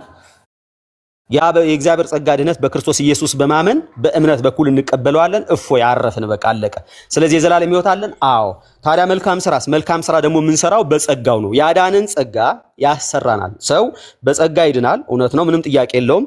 ሰዎችን ሁሉ የሚያድን የእግዚአብሔር ጸጋ ተገልጧል። በዛ ጸጋሳ ዓለማዊ ምኞት ኃጢአተኝነትን እየካድን የተባረከው ተስፋችን የታላቁ የአምላካችን የጌታችን የኢየሱስ ክርስቶስን ክብር መገለጥ እየጠበቅን ራሳችን በመግዛት በጽድቅ እግዚአብሔር በመምሰል እንድንኖር ያስተምረናል። ስለዚህ ጸጋው ምን ያደርጋል ማለት ነው? ጸጋው ያድናል፣ ጸጋው ያኖራል። ሃሌሉያ! እንኳን ክርስቲያን ሆንኩኝ ባይዘው አሁን ነው እንኳን ክርስቲያን ሆንኩኝ ዝማሬ ማለት እንኳን ወንጌላዊ አማኝ ሆንኩኝ። ስለዚህ ሰው በምን ይድናል? በጸጋ ይድናል። ሰው በምን ይኖራል? በጸጋ ይኖራል። ክብር ለእግዚአብሔር ይሁን። ስለዚህ ሰው ኦልሬዲ በእግዚአብሔር አሰራር ይድናል። ከዛ ደግሞ አሁንም ይኸው እንግዲህ ድነታችንን እንፈጽማለን ተብሎ ፊልጵስዩስ ምዕራፍ 2 ላይ የተጠቀሰው ጥቅስ ምንድን ያለው? እዛው ፊልጵስዩስ ምዕራፍ 2 ላይ ግልጽ በሆነ መንገድ ቁጥር 13 ላይ መፈለግንም ማድረግንም በእናንተ ውስጥ የሚሰራው እግዚአብሔር ነው አለ። እግዚአብሔር ነው ያንን ነገር በእኛ ውስጥ የሚሰራው። ስለዚህ እያንዳንዱን ነገር የምናደርገው ከእግዚአብሔር ጸጋ አንጻር ነው ማለት ነው። ስለዚህ የምናደርገው ነገር በሙሉ ከማን አንጻር ነው? ከእግዚአብሔር ጸጋ አንጻር። እግዚአብሔር ያድናል። ሃሌሉያ!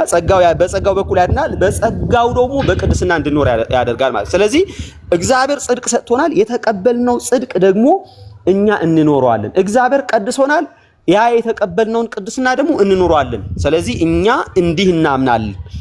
እንዴት ነው የምናምነው? በጌታ በኢየሱስ ክርስቶስ በኩል ድነን የዘላለም ሕይወት አግኝተናል፣ ጸድቀናል፣ ተቀድሰናል።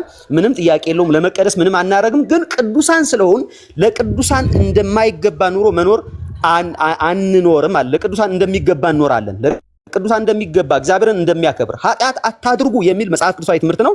የኛም ትምህርት ነው። ኦኬ፣ እሺ፣ ቴንክ ዩ። ኦኬ ሲስ ጨርታ ታሪፍ ነበረ እና ቆንጆ ውይይት ነበረ። አሪፍ ውይይት ነው። ሁለታችሁንም በጣም እጅግ አድርጌ አመሰግናለሁ። ልደትሻ ሙሌ፣ ሁለታችሁንም አመሰግናለሁ። ጥሩ ቴንክ ዩ፣ እናመሰግናለን። መልካም ጊዜ ይሁንላችሁ። ማን ምን ማግኘት እንዳለበት በጣም የተለየ እንትን አይቻለሁ። ሰላም ሁኑልኝ። እሺ ቴንክ ዩ፣ ሁላችሁንም በጣም አመሰግናለሁ። ሙሌም ልደትም ሁላችሁም ቴንክ ዩ። መልካም ጊዜ። እስቲ በኋላ ደግሞ ካለን ደግሞ እንመለሳለን።